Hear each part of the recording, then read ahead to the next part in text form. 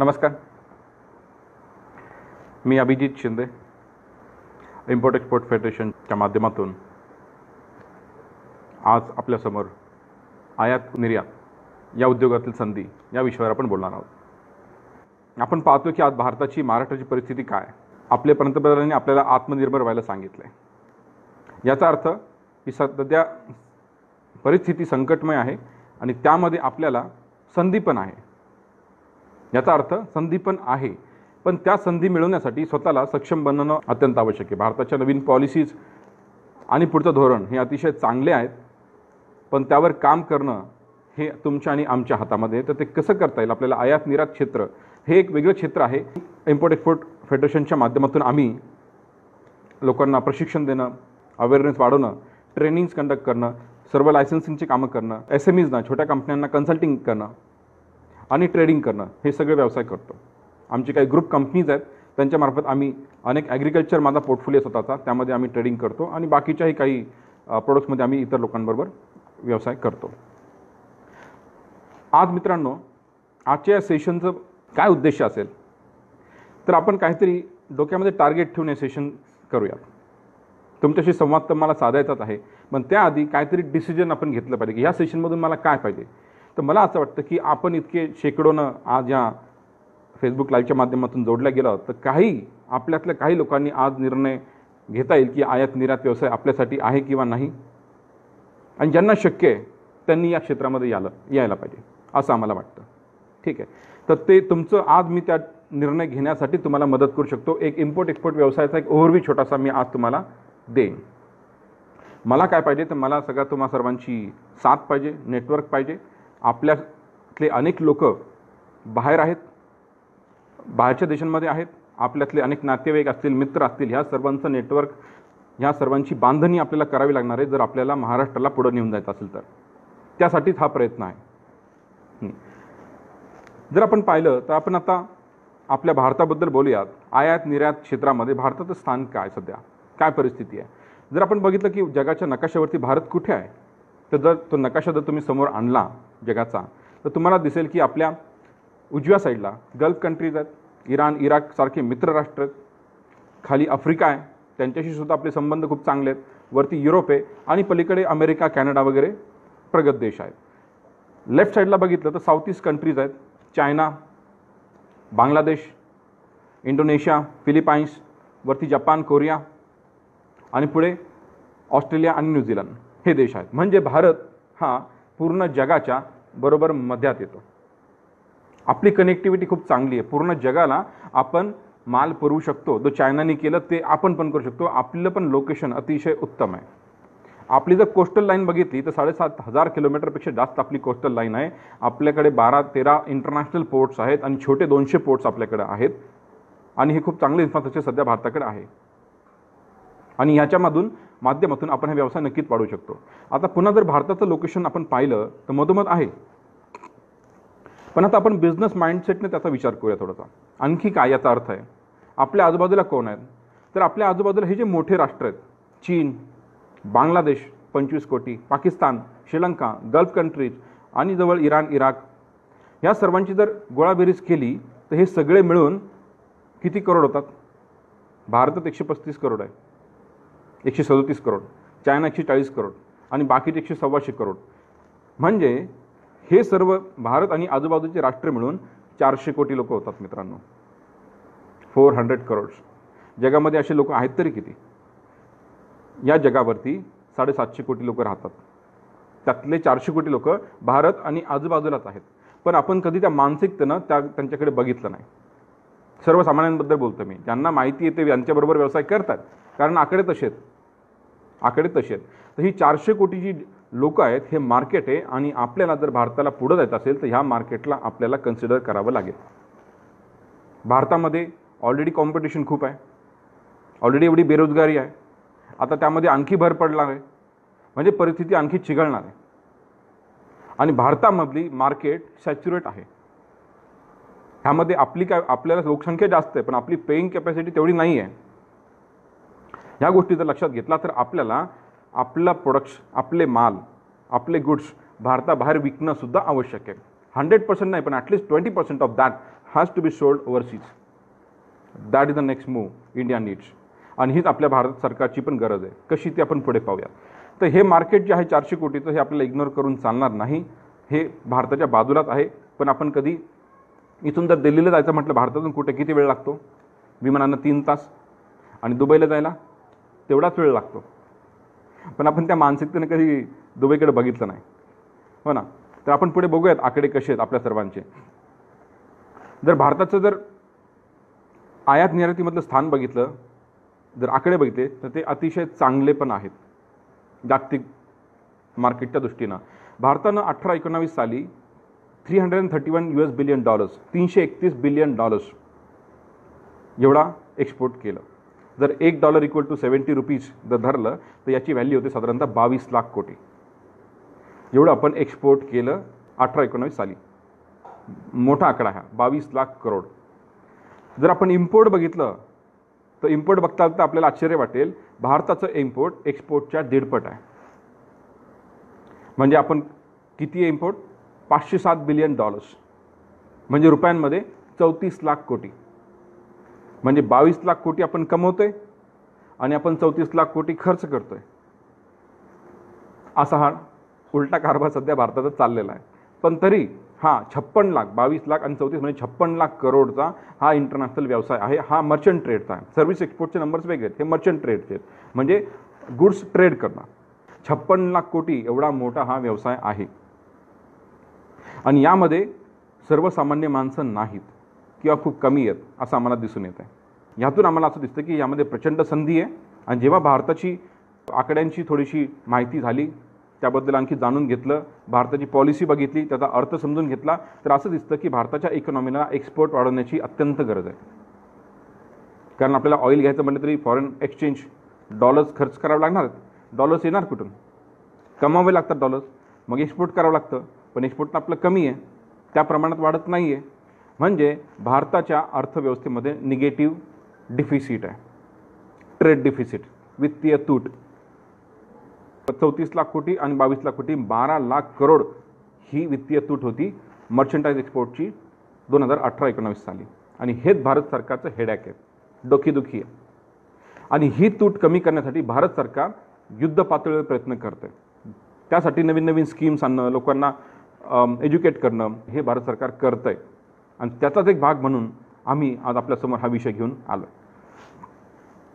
तर आता आपण जे आकडे बघितले 56 लाख करोड, हा आकडा काही साधा नाही आहे मित्रांनो. यामध्ये म्हणजे आपले बंधू भगिनी ऑलरेडी हा व्यवसाय करतायत. तर आता आपल्याला विचार करायचा आहे की यामध्ये आपलं काय कॉन्ट्रिब्युशन होऊ शकतं का? 56 लाख करोड आपल्याला कदाचित लिहिता पण येणार नाही, पण आपले कमीत कमी 5 लाखाचं एखादं शिपमेंट होऊ शकतं का एक्सपोर्टचं? हा प्रयत्न आपण केला पाहिजे. तो आम्ही फेडरेशनच्या माध्यमातून केला आणि आम्ही अनेक एक्सपोर्टर्स उभे केलेत. आता हे जे 56 लाखांचा व्यवसाय, 56 लाख करोडचा व्यवसाय, हा कुठे कुठे आपण केला, किती देशांपर्यंत आपण पोहोचलो? तर भारतानं 233पेक्षा पण जास्त देशांबरोबर व्यवहार केलेला आहे. म्हणजे असं जगातला कानाकोपरा राहिलेला नाही की जिथे भारतीय पोहोचले नाहीत, याचा अर्थ तो होतो. आणि आपण 9,000पेक्षा पण जास्त कमोडिटी प्रोडक्ट्स एक्सपोर्ट केलेत. 9,000. जर मी आज तुम्हाला विचारलं की तुम्हाला किती एक्सपोर्ट करायचं आहे, तर आपल्याकडे 2, 4, 5 प्रोडक्टच्या वरती आपण कदाचित विचार करू शकत नाही. पण आपल्या बंधू भगिनींनी 9,000 प्रोडक्ट्स भारताच्या बाहेर एक्सपोर्ट केलेले आहेत. याहून कळतं आपल्याला की ह्या क्षेत्रामध्ये किती संधी आहे, किती मोठा व्यवसाय आहे हा, हे याहून आपल्याला कळतं. भारतासारख्या सर्वसंपन्न देशामध्ये इम्पोर्टची काय गरज आहे, पण इम्पोर्टसुद्धा आपल्याकडे 140 देशांमधनं 6,000पेक्षा जास्त कमोडिटी आल्या किंवा येतात. काय काय येतं बरं? आपल्याला आश्चर्य वाटेल. जर तुम्हाला काही उदाहरणं दिली तर आपल्याला आश्चर्य वाटेल. आपण सुपर मार्केटमध्ये जातो, आपण तिथून काय घेतो? पल्सेस. एक छोटंसं उदाहरण तुम्हाला देतो. डाळी घेतो आपण. आजकाल भारतामध्ये सुपर मार्केटमध्ये मिळणाऱ्या डाळी ह्या इम्पोर्टेड आहेत. We are short of pulses. Chickpeas ऑस्ट्रेलियामधून येतो, येलो पीस वाटाणा कॅनडामधून येतो, तूर आफ्रिकेमधून येते, लेंटिल्स बाहेरून येतात, राजमा बाहेरून येतं. अशा अनेक गोष्टी भारतामध्ये होत आहेत. We are short on pulses. हे लोक आपल्याकडूनच सीड्स घेऊन गेले आणि आता ते पिकवायला लागले आणि आता आपण त्यांच्याकडून आयात करतोय. ही परिस्थिती भारताची आलेली आहे. म्हणजे कुठंतरी कदाचित अर्थकारणसुद्धा गडबडलेलं आहे. ही अर्थकारण म्हणजे हे गरज पण आहे. शेवटी इथं पण 137 कोटी लोक राहतात, त्यांना पण काही गोष्टी लागणार आहेत, है ना. पण जे भारताची अर्थव्यवस्था आहे, शेती म्हणतो जे आपण, त्याचा आणि ह्याचा कदाचित ताळमेळ बसलेला नाही.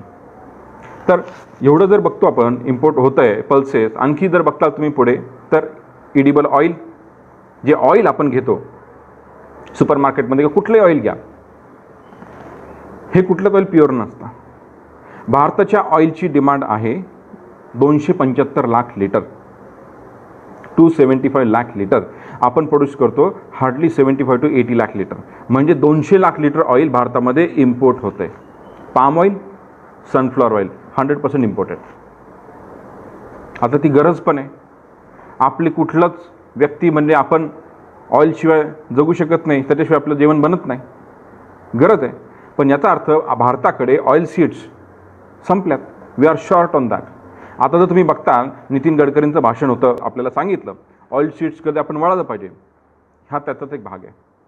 ऑइलचं इम्पोर्ट भारताला कमी करायचे आणि इथे काही शेतकऱ्यांना आपल्याला ऑइल सीड्सकडे वळवावं लागेल.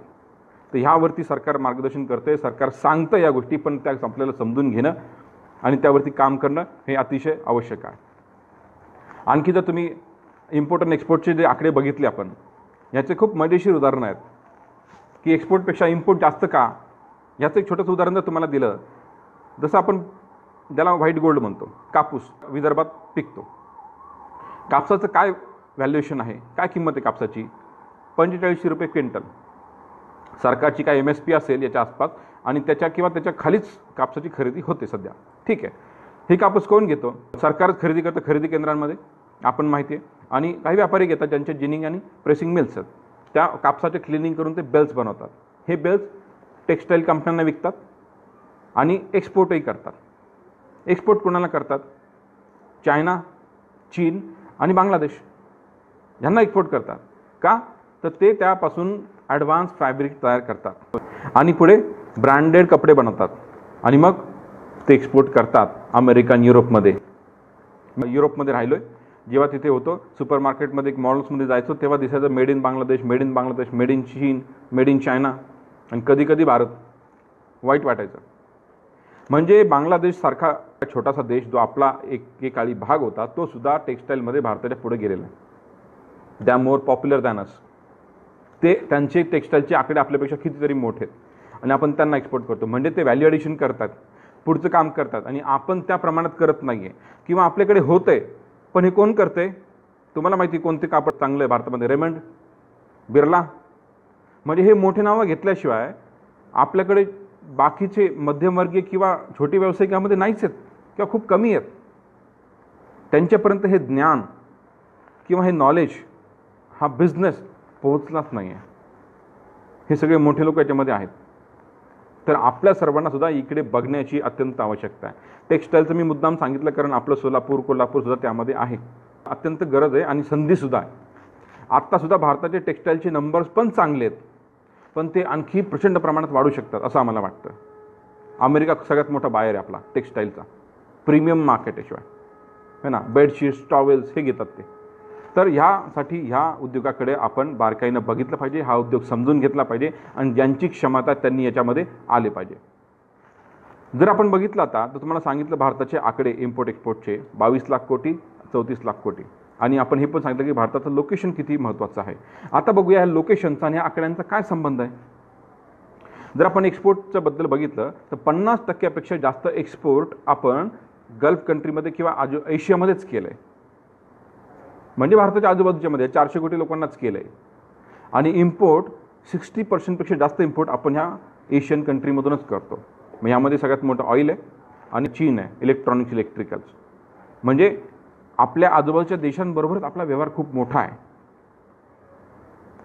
म्हणजे आपल्या सगळ्या प्रकारचे प्रोडक्ट, त्यामध्ये प्रोडक्टची लिस्ट बघितली तर ही चांगली मोठी आहे. म्हणजे सगळ्या प्रोडक्टला संधी आहे, पण सर्वसामान्य लोकांना हे माहिती नाही आहे. ज्यांना माहिती त्यांचे ते आकडे, हे 22 लाख कोटी त्यांचेच आकडे आहेत. सरकारच्या बेनिफिट्स, स्कीम्स हे सगळे हेच घेऊन जात आहेत आणि आपल्याला माहीत नसल्यामुळं आपण इथे संघर्ष करतो किंवा इथे कॉम्पिटिशन करतो आहे एकमेकांशी. तर हे थोडंसं बदललं पाहिजे. तर याचा अर्थ असा आहे की एशिया हे मार्केट आपल्यासाठी सोपं आहे सुरुवात करण्यासाठी. तुम्ही 1-2 दिवसात तिथे जाऊन भेटून येऊ शकता, मार्केट ॲनालिसिस करू शकता, लोकांना भेटू शकता, आपले प्रोडक्ट सॅम्पल्स घेऊन जाऊ शकता. आपण आत्तापर्यंत कधी केलं नाही. आता ती वेळ आलेली आहे. पुढे बघूया. आता ही जी ट्रेड डिफिसिट दिसते आपल्याला 12 लाख कोटीची जी वित्तीय तूट दिसते, ही कमी करण्यासाठी भारत सरकार युद्ध पातळीवर प्रयत्न करतं. सगळ्यात पहिले भारत सरकार काय करतं, तर इम्पोर्ट कमी करायचा प्रयत्न करतं. मग त्यावरती ड्युटी लावणार, टॅक्सेस लावणार आणि इम्पोर्टला कुठलाच फायनान्शियल सपोर्ट भारतामध्ये नाही. तुम्हाला व्यवसाय करायचा, तुम्ही तुमची इन्व्हेस्टमेंट करा आणि तुम्ही तुमचा व्यवसाय करा. There is no scheme for importers. ते थांबू शकत नाही आपण, कारण ती भारताची गरज पण आहे आणि शिवाय सरकारला त्याचा रेव्हेन्यू पण मिळतोय. त्यामुळे सरकार म्हणणार तुम्ही इम्पोर्ट करा, पण सरकारला असं वाटतं की इम्पोर्ट कमी केलं पाहिजे. याचाच एक भाग म्हणून मेक इन इंडिया सुरू केला. अशी काही प्रोडक्ट शोधले त्यांनी सरकारनं की जे भारतात बनतच नाही. म्हणजे आपण ते फक्त इम्पोर्ट करतो, म्हणजे आपण त्यासाठी फॉरेन करन्सी स्पेंड करतो. मग ते जर वाचवायचे असेल फॉरेन करन्सी, तर ते भारताने ते प्रोडक्ट्स प्रोड्यूस केले पाहिजे. यालाच म्हणतात मेक इन इंडिया. मग भारत सरकार जर तुम्ही तसे प्रोडक्टला हात घातला तर सरकार तुम्हाला जमीन देतं, पैसे देतं, लँड देतं, टॅक्स हॉलिडेज देतं. हा मेक इन इंडियाचा भाग आहे, हो ना. दुसरं, आता डिफिसिट कमी करायचे म्हणजे मग एक्सपोर्ट वाढवलं पाहिजे. सरकार ओरडून सांगतंय, पॉलिसी करतं एक्सपोर्ट वाढवा, पण लोकांना माहिती नाही. तर मग सगळ्यात पहिले सरकार अवेअरनेस क्रिएट करतं. सरकारनं 35 एक्सपोर्ट प्रमोशन काउन्सिल स्थापन केलेत, प्रत्येक इंडस्ट्रीसाठी वेगळं. यांचं काम आहे की नवीन जनरेशनला, नवीन उद्योजकांना एक्सपोर्टचं नॉलेज देणं, त्यांना एक्सपोर्टसाठी उभं करणं, हे त्यांचं काम आहे. 35 एक्सपोर्ट प्रमोशन काउन्सिल्स यांना भारत सरकार पगार देतं का, यांनी आपल्याला शिकवावं आणि एक्सपोर्ट वाढवावा भारताचा. म्हणून अनेक स्कीम सरकार घेऊन आले. आपल्याला माहिती आहे भारतीयांची परिस्थिती, मानसिकता. नवीन व्यवसाय म्हणलं की सगळ्यात पहिल्या डोक्यामध्ये आपले काय येतं, आमच्याकडे पैसे नाही. घरी सगळं असेल आपल्या, पण तरी पण आपली ही मानसिकता आहे. मग सरकार म्हणतं ठीक आहे बाबा, तुम्हाला जर एक्सपोर्टचं तुम्ही जर नॉलेज घेतलं, तुमच्याकडे जर ऑर्डर असेल तर we can fund that export order. म्हणजे एक्सपोर्ट बिझनेसमध्ये एक्सपोर्ट ऑर्डरच्या अगेन्स्ट फंडिंग होतं. काही फायनान्शियल स्कीम्स आहेत, त्यामधून आपल्याला फंडिंग मिळू शकतं. मग सरकार म्हणतं फंडिंग पण करणार आम्ही, तर उलटं ते सुद्धा आम्ही तुम्हाला कमी इंटरेस्ट रेटनं करू. का, तर तुम्ही भारत देशासाठी काम करता, तुम्ही फॉरेन करन्सी अर्न करता, तुम्ही डॉलर्स भारतामध्ये आणताय. तर मग भारत सरकार म्हणतं तुम्हाला आम्ही -5 इंटरेस्टनी तुम्हाला फंडिंग करू. जर कमर्शियल रेट बँकेचा 10% असेल तर -5 म्हणजे तुम्हाला 5% फंडिंग होऊ शकतं. सरकार पुढे म्हणतं तुम्हाला खूप भीती वाटते, नवीन बिझनेस सुरू करायचा, रिस्क आहे, नको, काळजी करू नका. जर तुम्ही सिस्टम समजून घेतली, सगळे तुमचे डॉक्युमेंट बरोबर असतील, तुमचं शिपमेंट व्यवस्थित झालं आहे, तर ह्या बिझनेसला आम्ही तुम्हाला 100% सपोर्ट करतो, तुम्हाला इन्शुरन्स देतो. भारत सरकार स्वतः ह्या बिझनेससाठी इन्शुरन्स देत आहे 100%. आणि आम्ही अशा आमच्या एका केसमध्ये फ्रॉड झाला असताना आम्ही भारत सरकारच्या कंपनीकडून इन्शुरन्स मिळवलेला आहे आमच्या असोसिएटसाठी. म्हणजे आम्ही हे स्वतः अनुभवलेलं आहे स्कीम, म्हणून आम्ही तुम्हाला तेवढं खात्रीशीर सांगू शकतो. सरकार म्हणतं बाबा तुम्ही एक्सपोर्ट करताय तर हे तुम्हाला बोनस घ्या, तुम्ही GST भरू नका, तुम्ही तुमच्यासाठी ठेवा बेनिफिट. का, तुम्ही फॉरेन करन्सी अर्न करताय. एक्सपोर्ट असा एकच बिझनेस आहे की ज्याच्यावरती GST नाही. त्या मालावरती, जो माल आपण घेतो, जो आपल्याला एक्सपोर्ट करायचा, त्याच्यावरती GST माफ. आणखी पुढे भारत सरकार म्हणतो एवढे सगळ्या योजना आणल्यानंतर सुद्धा तुम्ही एक्सपोर्ट करताय, हे घ्या तुम्हाला बोनस. तुमच्या खिशात पैसे टाकतं, तुम्हाला भारत सरकार सबसिडी इन्सेंटिव्ह देतं एक्सपोर्टसाठी. आता तुम्हाला माहिती आहे की ॲग्रिकल्चर आणि अशा कितीतरी इंडस्ट्रीज आहेत ज्याच्यावरती सगळ्यात जास्त लेबर आणि लोक अवलंबून आहेत. त्या इंडस्ट्रीच्या प्रोडक्टला भारत सरकार जास्त सबसिडी देतं. 2%, 3%, 5%, 7%, 10%. मित्रांनो, मागच्या वर्षी कांद्याची हालत काय होती आपल्याला माहिती आहे. 5 रुपये, 10 रुपये. महाराष्ट्रानं आंदोलन केलं, सरकारनं त्यानंतर कांद्याला सबसिडी दिली. किती, 10%. म्हणजे जर कांद्याचं तुम्ही सोबत 10 लाखाचं एक्सपोर्ट केलं तर 1 लाख रुपये सरकार तुमच्या खिशात घालायचं. आणि म्हणून कांदा परत 5 रुपयाहून 100 रुपये गेला होता. हे केवळ एक्सपोर्टमुळे शक्य झालं. म्हणजे बिझनेस एक्सपोर्ट वाढवण्यासाठी भारत सरकार तुम्हाला फंडिंग करते, कमी इंटरेस्ट रेटवरती, इन्शुरन्स देते, GST घेत नाही, वरती सबसिडी देते. आणखी काय करायला पाहिजे. आता या सगळ्या योजना समजून घेतल्या तर त्याचा लाभ घेता येईल. आता हे काम तुमचं आणि आमचं आहे, हे ऑलरेडी आहे. आणि ज्यांना हे समजले ह्यांचेच हे मोठे आकडे आहेत. 22 लाख कोटी हे त्यांचेच आकडे आहेत. भारतामध्ये 8,000पेक्षा जास्त कमोडिटीजला सबसिडी आहे. मग तुम्ही विचार करा की भारत सरकारचा प्रयत्न काय. हे आपल्याला माहीत नाही, हे आपलं दुर्दैव आहे आणि म्हणून आपल्याला ह्या व्यवसायामध्ये येता आलं नाही. तर आता वेळ आली की आपण ह्या व्यवसायाबद्दल आणखी जास्त माहिती करून घेतली पाहिजे. तर एक्सपोर्टचे जे आकडे आहेत जागतिक त्यामध्ये बघितलं तर आपला नंबर 15वा आहे. आपल्या पुढे अमेरिका, चीन, युरोप असे मोठे मोठे, जपान मोठे मोठे इकॉनॉमी आहेत. त्यानंतर UAE आहे, सिंगापूर आहे, हाँगकाँग आहे, हे सुद्धा राष्ट्र आपल्या पुढे. याचा अर्थ कळाला का बंधूंनो तुम्हाला? याचा अर्थ UAE किंवा सिंगापूरसारखे छोटेसे राष्ट्र जे आपल्या एका जिल्ह्यासारखे आहेत त्यांचे नंबर्स भारतापेक्षा मोठे आहेत. म्हणजे फार अवघड परिस्थिती आहे जर बघितलं तर. म्हणजे ते छोटे छोटे देश करू शकले ते भारत एवढा मोठा देश नाही करू शकला. एवढी मोठी शहरं आपल्याकडे आहेत, एवढं मोठं टॅलेंट आपल्याकडे आहे, पण आपण ते नाही करू शकलो तर जे करू शकले. तर ह्यावरती काम करायला लागेल आपल्याला. तर आपला जो सगळ्यात मोठा कॉम्पिटिटर आहे चीन, जर स्पर्धेमध्ये जर आपण बघितलं जागतिक बाजारपेठेमधला हिस्सा चीनचा 14% जास्त झाला आहे एकट्याचा, आणि भारताचा 2%. आपण फक्त पॉप्युलेशन वाईज 2 नंबरला आहोत चीन नंतर, पण व्यवसायामध्ये आपण खूप मागे आहोत तसं पाहिलं तर. तर भारत सरकारला किंवा आम्हाला असं वाटतं जर चीन हे करू शकतं तर भारतही करू शकतो. भारताकडे काय नाही, आपल्याकडे हिमालयापासून तर कन्याकुमारीपर्यंत सगळं काही आहे. हिमालय आहे, डेझर्ट आहे, जंगल आहे, नदी आहे, तलाव आहे, सगळ्यात चांगली जमीन आपल्याकडे आहे, कोस्टल लाईन खूप मोठी आहे, एवढे मोठे बंदरं आहेत आपल्याकडं, पोर्ट्स, सगळ्यात जास्त लाईफस्टॉक भारताकडे, सगळ्यात जास्त मिल्क भारताकडे, सगळ्यात जास्त शुगर भारताकडे, सगळे फ्रूट्स व्हेजिटेबल्स भारतामध्ये येतात. India is a tropical country, एवढं मॅनपॉवर आहे आपल्याकडे, मेटल्स आहेत, आपलं ऑटोमोबाईल, फार्मास्युटिकल, टेक्स्टाईल, ॲग्रिकल्चर हे सेक्टरसुद्धा खूप स्ट्रॉंग आहेत. मग ह्या सगळे रिसोर्सेस असतानासुद्धा आपले नंबर आणखी का वाढत नाही आहेत? का? लोकांमध्ये याचा अवेअरनेस नाही आहे. आत्ताची परिस्थिती तुम्हाला सांगितली ना, अनेकदा जागतिक लेवलला जर बघितलं तर चांगल्या एक्सपोर्ट क्वालिटी प्रोडक्टची जी डिमांड आहे ती आपण फुलफिल नाही करू शकत आहे. आपल्याकडे सगळं एक्सेस आहे, पण सगळं अतिशय सुमार क्वालिटीचं आहे. एक्सपोर्ट क्वालिटीचं फक्त 20% आपल्याकडे असेल. म्हणूनच ही जनजागृती करण्याची आवश्यकता आहे. लोकांना समजलं पाहिजे. भले तुम्ही शेती करा, तुम्ही ट्रेडिंग करा, तुम्ही स्टॉकिस्ट असाल, तुम्ही मॅन्युफॅक्चरर असाल, आपल्या सर्वांना आपल्या पोर्टफोलिओमध्ये कमीत कमी 20-30% प्रॉडक्ट्स हे एक्सपोर्ट क्वालिटीचे आणता आले पाहिजे, तर आपला प्रोग्रेस होईल. नाहीतर इथं उत्पन्न वाढून पैसे मिळणार नाहीत. आजच कांदा 6-7 रुपये किलो आहे. आता कांद्याचं उत्पादन वाढवलं तर काय होईल? कांदा 2 रुपये किलो होईल. मग याचं काय केलं पाहिजे? याचं मार्केटिंग केलं पाहिजे. चांगल्या प्रतीचा कांदा आणखी आणला पाहिजे, त्याचं शेल्फ लाईफ वाढवलं पाहिजे, त्याची साईज वाढवली पाहिजे, आणखी 50 कंट्रीमध्ये आपण घेऊन मार्केटिंग केलं पाहिजे. भारत सरकार प्रयत्न करतं आहे, ते त्यांच्या अधिकाऱ्यांना सुद्धा पाठवत आहेत, पण आपण सुद्धा गेलो पाहिजे. नाहीतर जे लोक मोठे आहेत ना, हे लोक आणखी मोठे होत आहेत आणि दरी वाढते मोठ्यातली आणि सामान्यांची.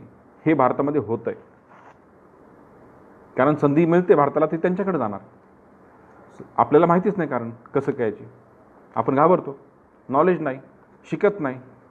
यामुळं एवढा मोठा व्यवसाय असताना सुद्धा लोक यामध्ये काय येत नाही, तर लोकांना अवेअरनेसच नाही. सगळ्यात पहिली गोष्ट अवेअरनेस मला पण नव्हता. BE, MBA, PG टॅग मी भारताबाहेर 5 वर्ष सर्व्हिस केली. IT सॉफ्टवेअरमध्ये मी होतो, मॅनेजमेंट कन्सल्टिंगमध्ये मी होतो. नेदरलँडला मी 3 वर्ष राहिलो आहे, लंडनला काम केलं आहे, सिंगापूरला पण काम केलं आहे. पण एवढं सगळं केल्यानंतर सुद्धा कधी डोक्यात आलं नाही की इम्पोर्ट एक्सपोर्ट करावं. नॉलेजच नाही, अवेअरनेसच नाही. तसं एन्व्हायरमेंटच नाही. शिक्षकांनी सांगितलं नाही, मित्रांनी सांगितलं नाही, कोणी बिझनेसमॅननी सांगितलं नाही, कोणत्या नेत्यानं सुद्धा सांगितलं नाही. कसं कळणार आपल्याला?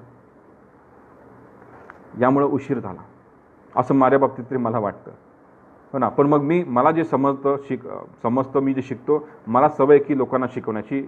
माझं पण सोशल पॉलिटिकल बॅकग्राऊंड आहे, लोकांना बरोबर घेऊन जाण्याचं माझा स्वभाव आहे. यासाठीच आम्ही इम्पोर्ट एक्सपोर्ट फेडरेशन ओपन करून या माध्यमातून लोकांना शिकवणं, लोकांना बरोबर घेऊन काम करणं याचा प्रयत्न करतो आहे. आणि अनेक लोकांना त्यामध्ये यश मिळालं आणि हेच आमचं यश आहे. तर लोकांना असं वाटतं की खूप कॉम्प्लिकेटेड आहे. बरोबर आहे, जी गोष्ट आपल्याला माहिती नाही तीच आपल्याला कॉम्प्लिकेटेड वाटते.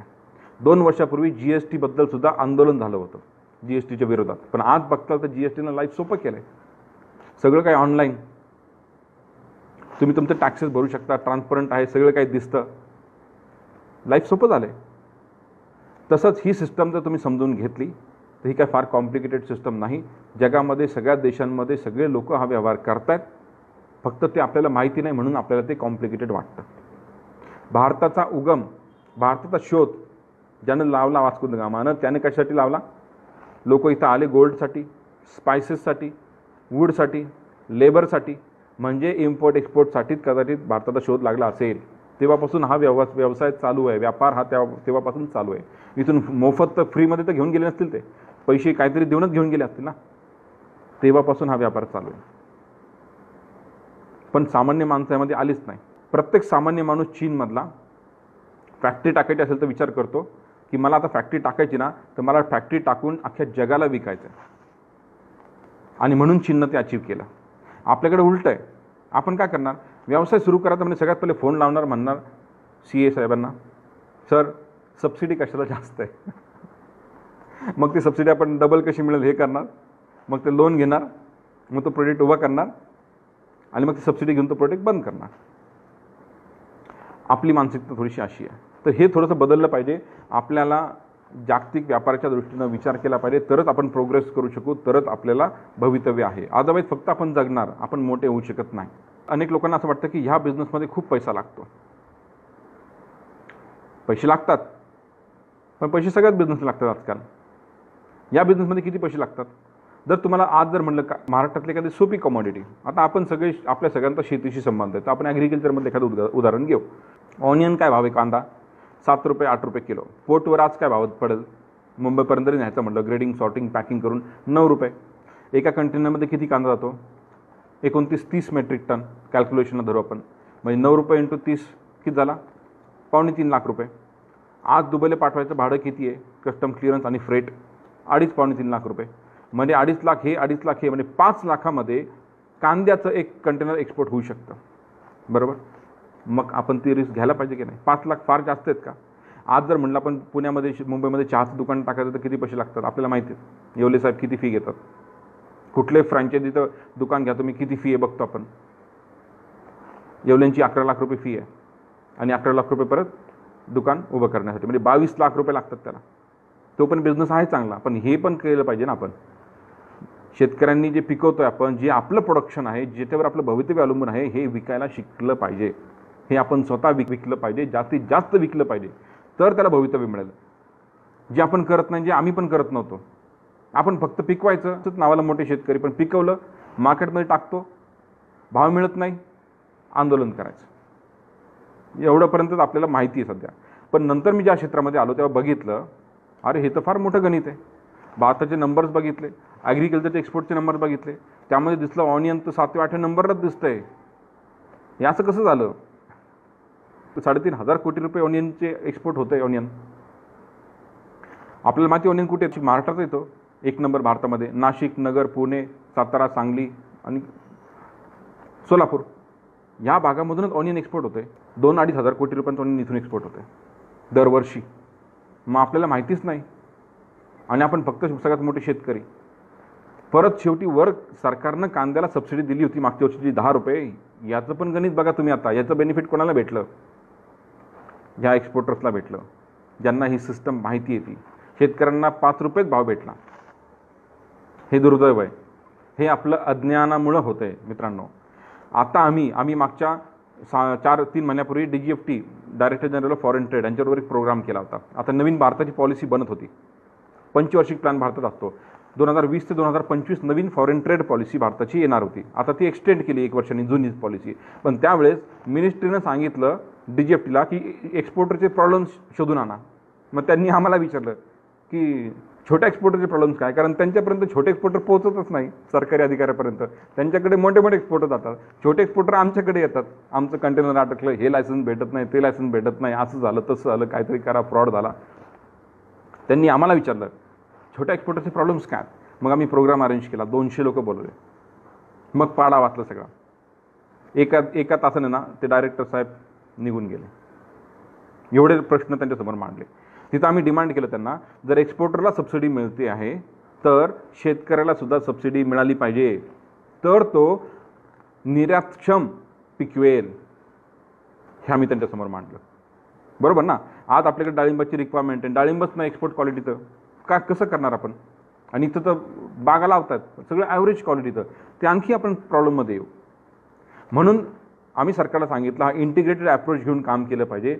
ज्या प्रोडक्टचं एक्सपोर्ट करायचं आहे त्या प्रोडक्टचं एज्युकेशन केलं पाहिजे. लोकांना जे प्रोड्युसर आहेत, शेतकरी असतील, मॅन्युफॅक्चरर असतील, ट्रेडर असतील, यांना त्याचं ज्ञान दिलं पाहिजे. हे काम फेडरेशन करत असतं. नंतर आम्ही त्यांना म्हटलं, आता जे फ्रेट चाललं आहे, आता आपण 2.5 लाखाच्या वरती फ्रेट गेलं आहे, म्हणजे आपले प्राइसेस खूप वाढतात इंटरनॅशनल मार्केटमध्ये. 2.5 लाखाचा कांदा आणि 2.5 लाख रुपये पाठवायला, मग डबल झालं की ते. मग सरकारला आम्ही म्हणतो, एक तर तुम्ही या कंपन्यांवरती, फ्रेट फॉरवर्डर्सवरती कंट्रोल ठेवा. एक तर एअरलाईन्स आहेत, त्या सगळ्या एअरलाईन्स आणि शिपिंग कंपनीज यांच्यावरती कंट्रोल पाहिजे. नाही तर मग तुम्ही फ्रेटला सबसिडी द्या 50%, म्हणजे आपलं प्रोडक्ट्स काहीतरी आणखी कॉम्पिटिटिव्ह मार्केटमध्ये होईल.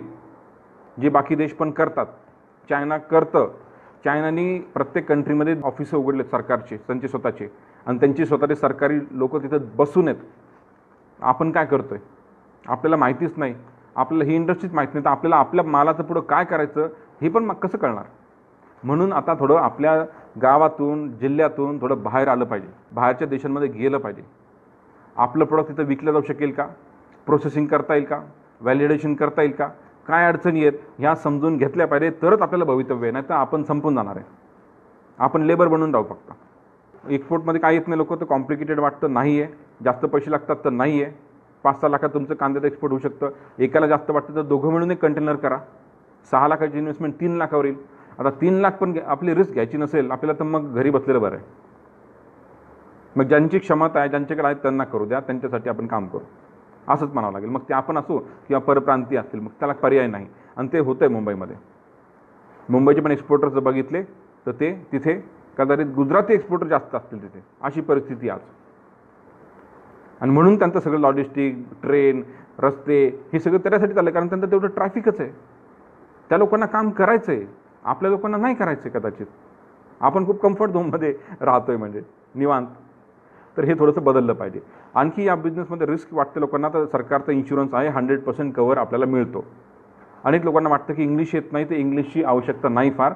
आपल्याला जे आपण GSTचं बिल बनवतो तसं त्याच्यामध्ये इन्व्हॉइसेस, डॉक्युमेंट, 2-3 डॉक्युमेंट तुम्हाला बनवायचे असतात. बाकी डॉक्युमेंट्स सिस्टम्समधून जनरेट होतात, ते तुम्हाला फक्त वाचता आले पाहिजे. हे 4-5 मिसकन्सेप्शन्स ह्या बिझनेसबद्दल आहेत. हे जर बाजूला ठेवले, ह्याच्यावरती जर आपण काम केलं, तर नक्कीच आपल्याला, आपल्यातल्या अनेकांना ह्या बिझनेसमध्ये येण्याचं कॉन्फिडन्स मिळेल आणि ते येतील. म्हणून आम्ही अनेक सेशन्स आम्ही करत असतो. आता तुम्ही म्हणताल की सर ठीक आहे, आता एवढे मोठे आकडे, तर आता सुरुवात कशी करायची ते सांगा. या बिझनेसमध्ये यायचं कसं? या बिझनेसमध्ये याचं तर 2 गोष्टी म्हणू शकतो आपण. एक तर ह्या बिझनेसची सगळी बिझनेस प्रोसेस एक तर समजून घेतली पाहिजे, सगळ्यात पहिले नॉलेज घेतलं पाहिजे. आणि दुसरं, एक्सपोर्ट शिपमेंट कसं होतं, या शिपमेंट सायकलचं नॉलेज घेतलं पाहिजे. हे 2 मेजर भाग आहेत.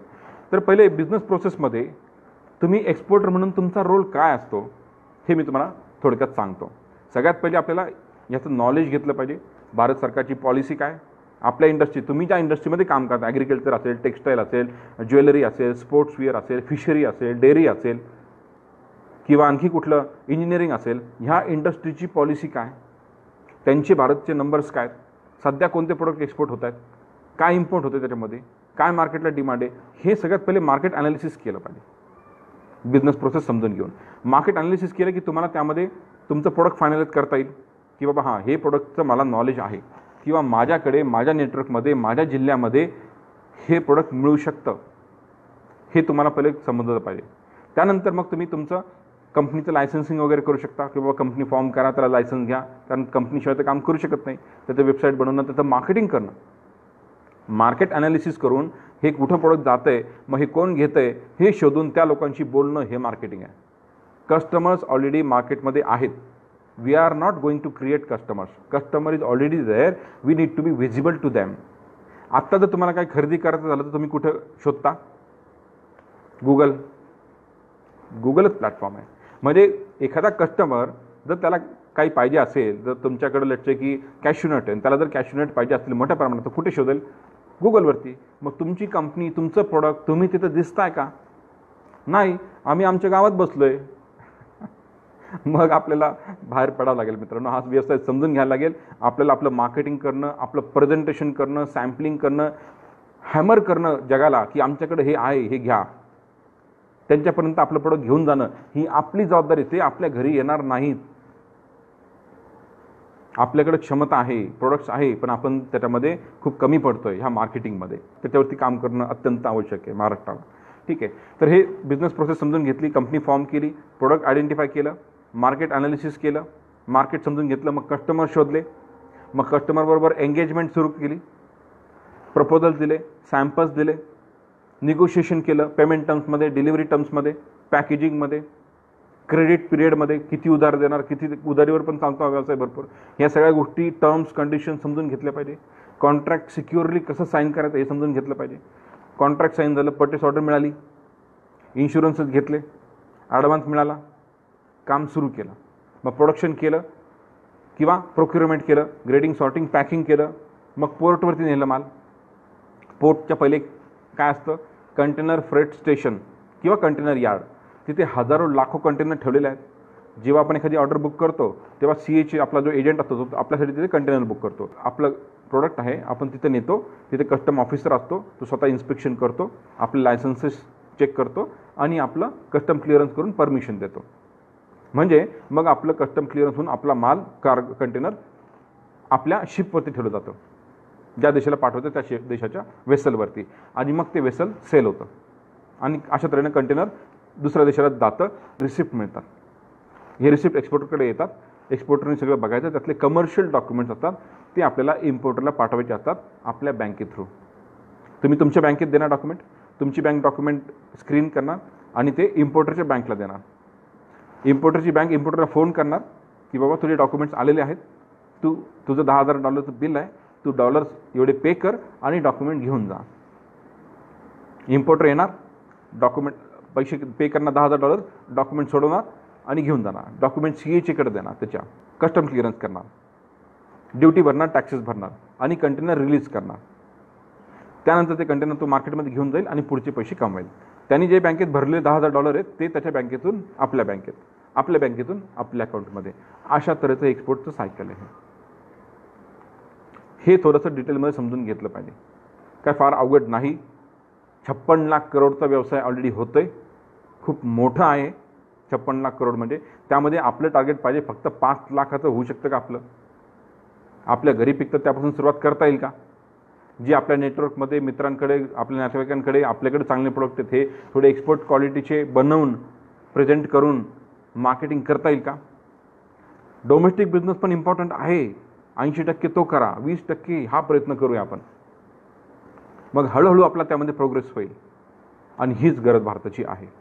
तर अशा तऱ्हेने तुम्हाला हे सगळं एक्सपोर्टचं सायकल डिटेलमध्ये तुम्ही अभ्यास करू शकता आणि नक्कीच तुम्हाला एक्सपोर्ट करण्याचा कॉन्फिडन्स आणखी तुमचा वाढेल.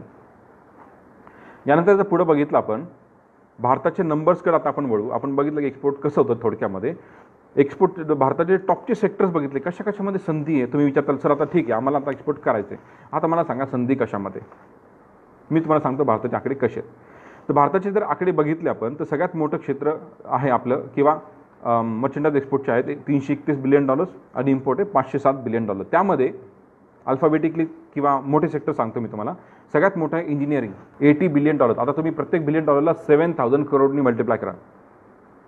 8×56 म्हणजे 5.6 लाख करोड. त्यानंतर 2 नंबरला आहे आपलं केमिकल्स, पेट्रोलियम्स 2 नंबरला आहे. आपल्याला वाटतं फक्त पेट्रोलमुळे खूप जास्त, असं काही नाही. पेट्रोलचा जास्त काही भाग नाही आहे. रॉ मटेरियल, प्लास्टिक ह्याचा पण खूप मोठा भाग आहे ना. तर त्यामुळे सेकंड नंबरला आपला आहे $54 बिलियन केमिकल्स. 3 नंबरला आहे gems and jewellery, $40 billion.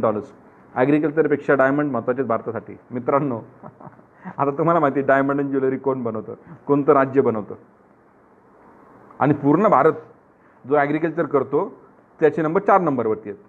$38 billion, $80 billion engineering, $53 billion chemicals, $40 billion James and jewellery, $38 billion agriculture. त्यानंतर टेक्स्टाईल $38 बिलियन. त्यानंतर आपलं आहे फार्मास्युटिकल $20 बिलियन. त्यानंतर इलेक्ट्रॉनिक्स, त्यानंतर मरीन प्रोडक्ट्स आणि मग शेवटी येतं लेदर इंडस्ट्री. हे भारताचे टॉपचे 9 सेक्टर आहेत आणि 9 ह्या सेक्टरचे नंबर खूप चांगले आहेत. पण असं वाटतं आम्हाला की याच्यामध्ये आणखी ग्रोथ होण्याचे खूप पोटेन्शियल आहे. एवढं आपण अचीव करू शकतो तर आपण आणखी बरंच काय अचीव करू शकतो. त्यासाठी आपल्याला आणखी नवीन कंट्रीमध्ये गेलं पाहिजे, आणखी मार्केटिंग वाढवलं पाहिजे, आणखी क्वालिटी प्रोडक्शन केलं पाहिजे, आणखी प्राइसेस आपले कमी केले पाहिजे, इफिशियन्सी वाढवून. भारताचा प्रॉब्लेम इफिशियन्सीचा आहे.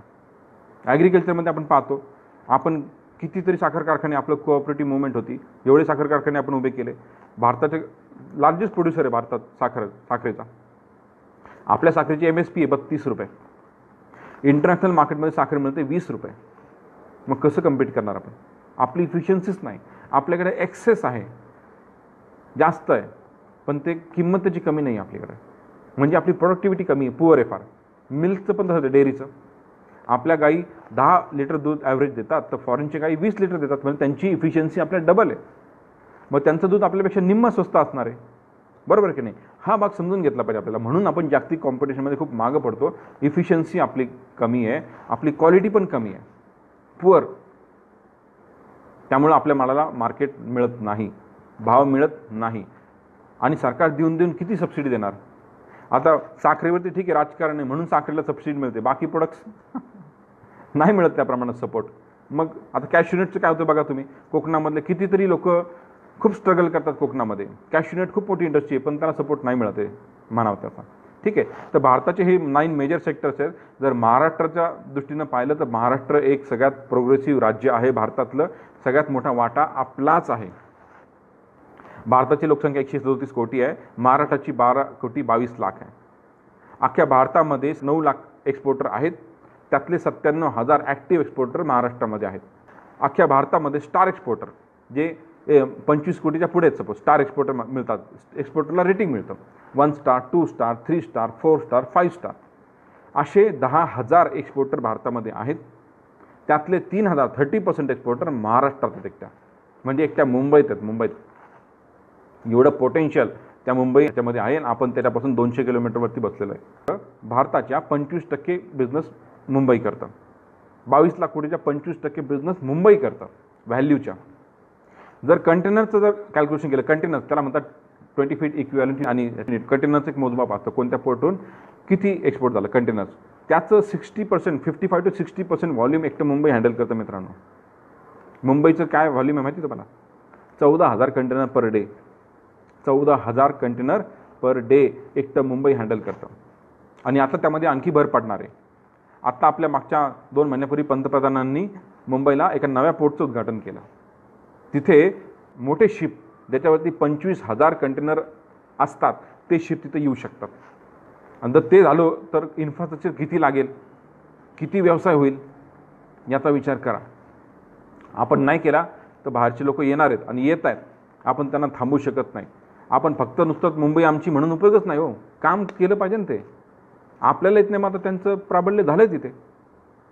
त्यांचे नंबर्स जास्त आहेत मोठे याच्यामध्ये. जर महाराष्ट्राचे जे नंबर्स आहेत जे मी तुम्हाला सांगितले 25%, यातले जर टॉपचे 2 सेक्टर्स बघितले तर कोणते आहेत? केमिकल्स, रिफायनरी माहिती आपल्याला कोणाची आहे, आणि दुसरं डायमंड आहे. जर हे 2 जर सेक्टर बाजूला काढले तर महाराष्ट्राचे नंबर नाव घ्यावे असे नाहीत. म्हणजे आपण फक्त नावाला आकडेवारी बघतोय, तशी महाराष्ट्राची चांगली दिसते आहे. रेव्हेन्यू मिळतो सरकारला, एक्सपोर्ट इम्पोर्ट होते, म्हणजे महाराष्ट्र सरकारला रेव्हेन्यू मिळतोय. पण सर्वसामान्य लोक त्यामध्ये इन्व्हॉल्व आहेत का? त्या प्रमाणात नाही आहेत.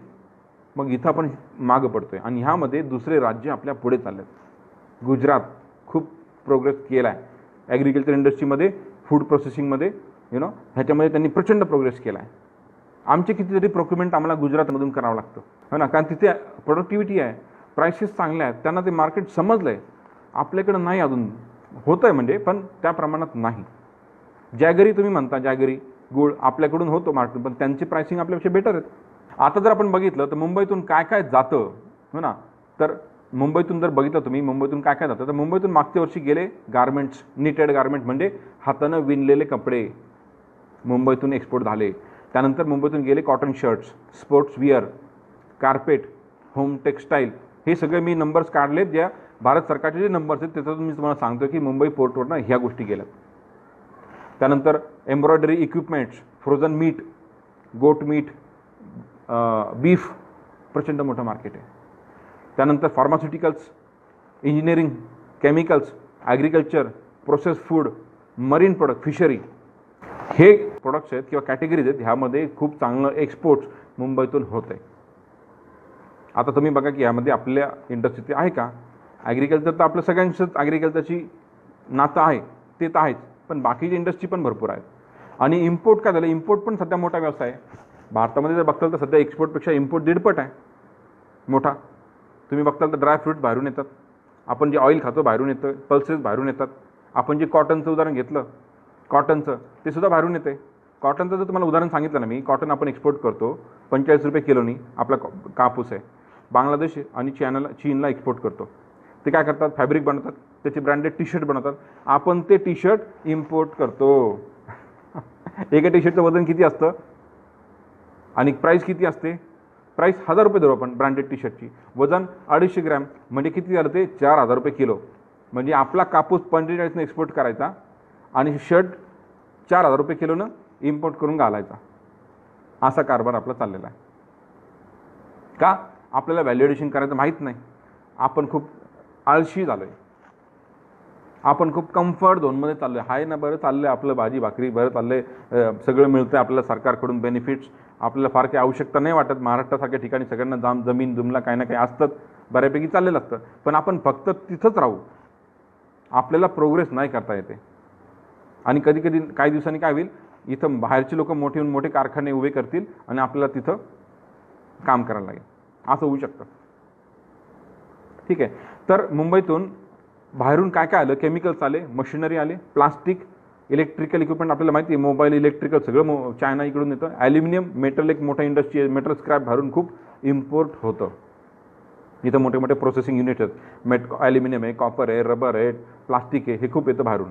त्यानंतर non ferrous metals, equipments, motor vehicles, edible oils, pulses, ॲग्रिकल्चरमधलं हे पण येतं. तर म्हणजे ह्या सगळ्या गोष्टी आपल्या दैनंदिन गरजेच्या आहेत. ह्या सगळ्या इम्पोर्ट आणि एक्सपोर्ट होत आहेत आणि ह्याच्यामध्ये खूप मोठी इकॉनॉमी आहे, खूप मोठं व्हॉल्यूम आहे. ह्याच्यामध्ये बेनिफिट पण तेवढंच मोठं आहे. जर तुम्हाला एक उदाहरण दिलं ना मी, कॅश्यूनट, खूप मोठी इंडस्ट्री आहे कॅश्यूनट, काजू. रॉ कॅश्यूनट इम्पोर्ट होतं आफ्रिकेतनं. 80 रुपये, 100 रुपये, 125 रुपये या रेंजमध्ये येतं ते भारतामध्ये. प्रोसेसिंग करून त्याचं भाव होतो 600 रुपये. प्रोसेसिंग युनिटला भारत सरकार सबसिडी देतं. प्रोसेसिंग करून कॅश्यूनट 600 रुपये झाल्यानंतर होलसेलला विकतात 700, 800, 900. रिटेल मार्केटला मिळतं ते 1000-1200. फ्लेवर्ड कॅश्यूनट 1500 रुपये किलो. म्हणजे 100 रुपयाचं रॉ कॅश्यूनट 1500 रुपयापर्यंत ही अशी मोठी इकॉनॉमी आहे. कॅश्यूनटचे सगळ्यात जास्त कन्झ्युमर, सगळ्यात मोठे जगामध्ये भारतच आहे. आणि आपलं एक्सपोर्ट पण खूप जास्त आहे. म्हणजे कॅश्यूनट इम्पोर्ट होते, इथे प्रोसेसिंग होते, सरकार प्रोसेसिंगला पण सबसिडी देते आणि ते एक्सपोर्ट करण्याला सुद्धा सरकार सबसिडी देते.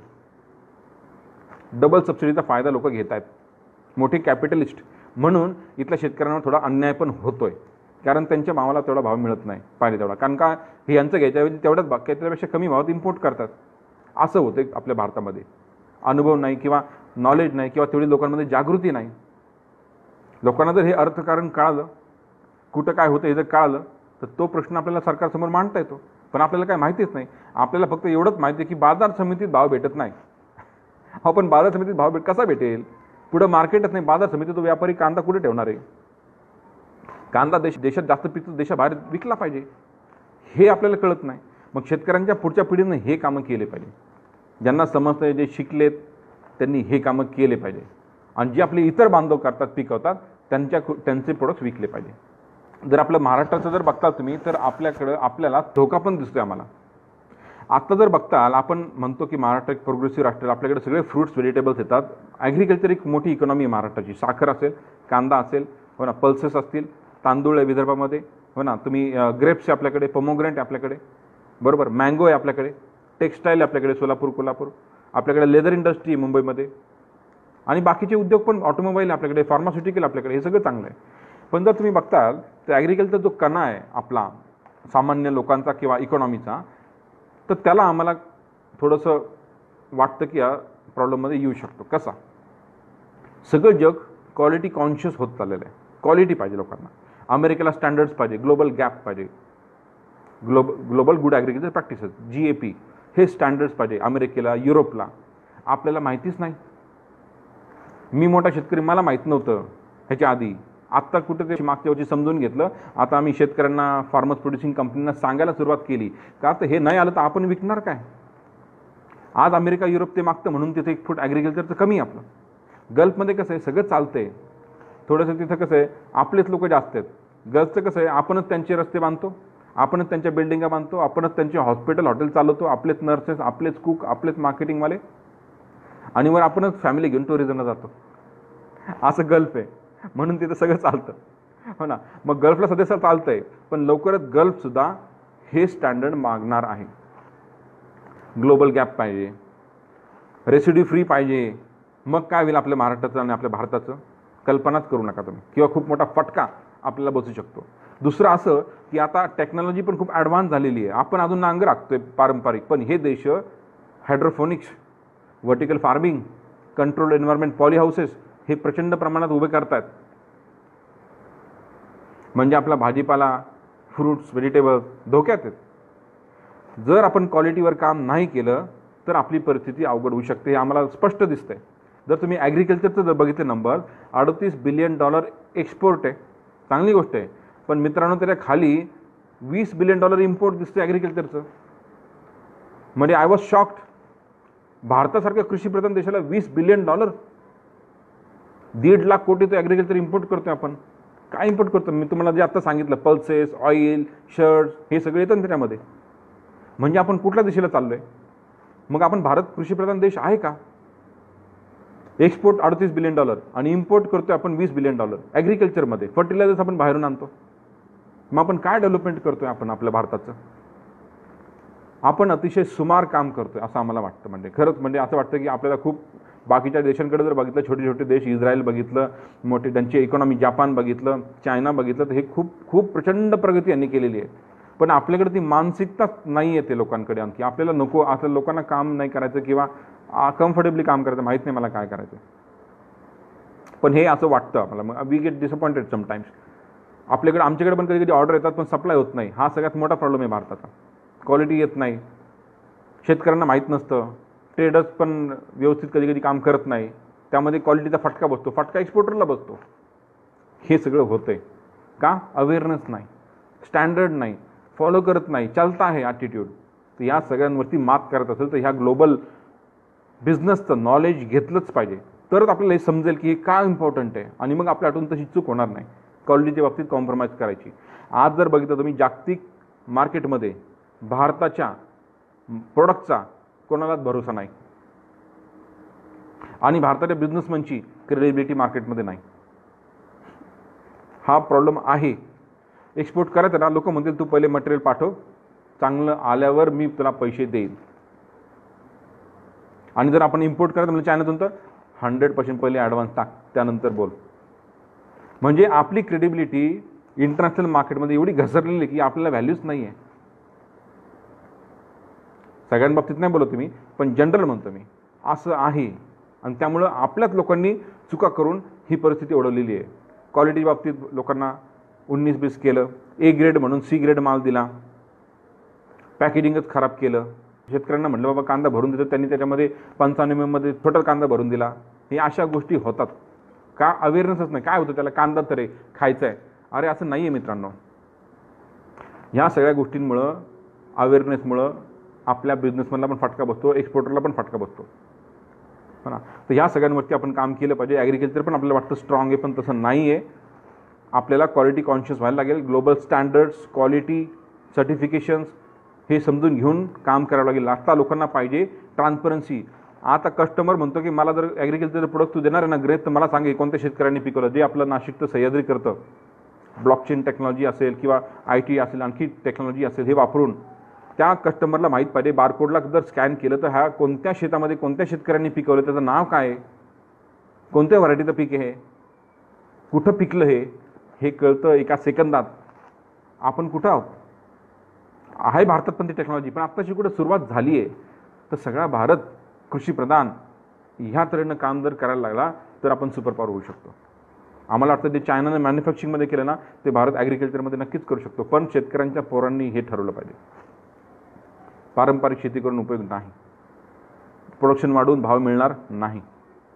त्यामुळं आपल्याला मार्केटमध्ये काय डिमांड आहे त्याचं काम केलं पाहिजे. आता आपल्याकडे जे फळं आहेत ना, याच्यापेक्षा आणखी काही गोष्ट नवीन फुलं पण मार्केटमध्ये आहेत. आमच्याकडे एक रिक्वायरमेंट आली चायनामधून की हे इंडाईम म्हणून एक बीन्स आहेत, बीन्स त्या मिळतात आहेत का तुमच्याकडे, आम्हाला विचारलं. मी ते शोधलं, म्हणलं भारतात बनतच नाही. मी त्याचा अभ्यास केला तर ते that is very high protein beans, आणि जपान, कोरिया, चायनामध्ये ते खूप जास्त प्रमाणात खायला लागलेत लोक.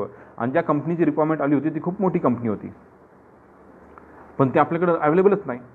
म्हणजे अशा सुद्धा संधी येतात. मग त्यांना मी म्हटलं की तुम्ही पायलट करा, आम्ही जमीन देतो, तुम्ही काहीतरी टेक्नॉलॉजी आणून आपण हे पीक जर इथं पिकवून बघू, आलं तर आपण वाढू, कारण त्याला डिमांड आहे. माझ्या घरी कांदा येतो म्हणून फक्त कांदाच लावायचा हे चुकीचं आहे. आमच्या बाकीच्या आपल्याकडे कसं नाही, ह्यावेळेस कांदा झाला 50 रुपये, पुढच्या वर्षी सगळे कांदा, परत कांदा 5 रुपये. अभ्यास करून जरा जागं व्हायला पाहिजे, एकमेकांना मदत केली पाहिजे, एकमेकांची नॉलेज शेअर केलं पाहिजे. या ग्रुपमध्ये पण खूप एक्सपोर्टर्स आहेत, इम्पोर्टर्स आहेत, आपले भारताच्या बाहेरचे लोक आहेत. ह्या सगळ्यांची आपल्याला गरज आहे सांगड घालण्याची. आणि जर आपण ठरवलं सगळ्यांनी मिळून तर आपण बरंच काही करू शकतो.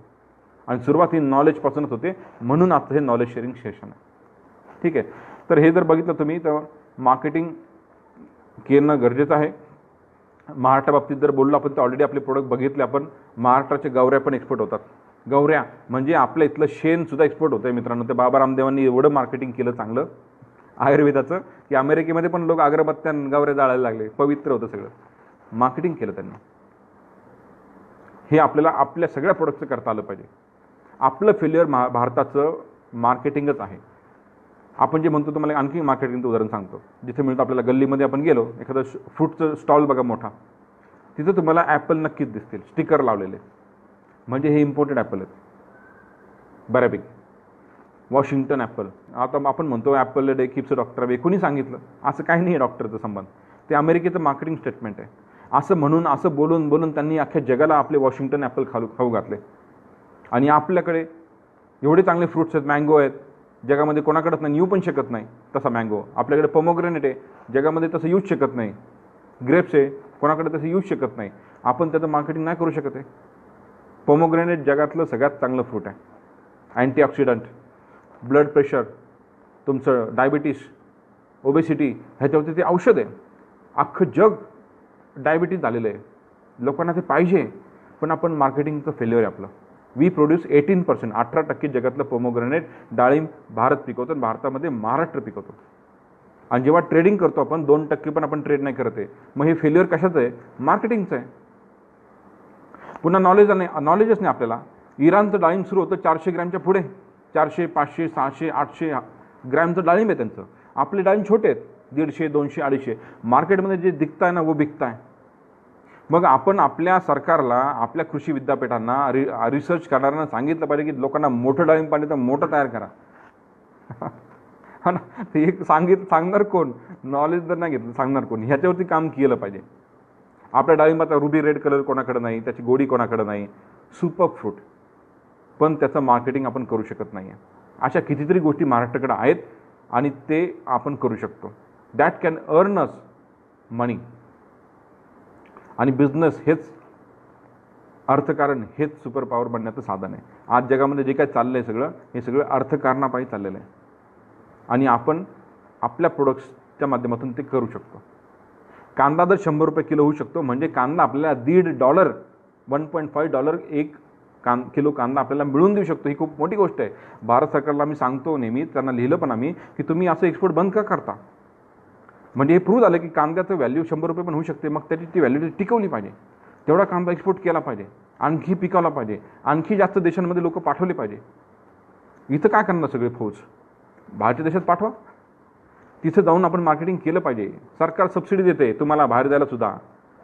तुम्ही एक्झिबिशन्स करा, प्रोडक्ट मार्केटिंग करा, बाहेरला भेटायला जा, सरकार सबसिडी देते, पण लोकांना माहितीच नाही.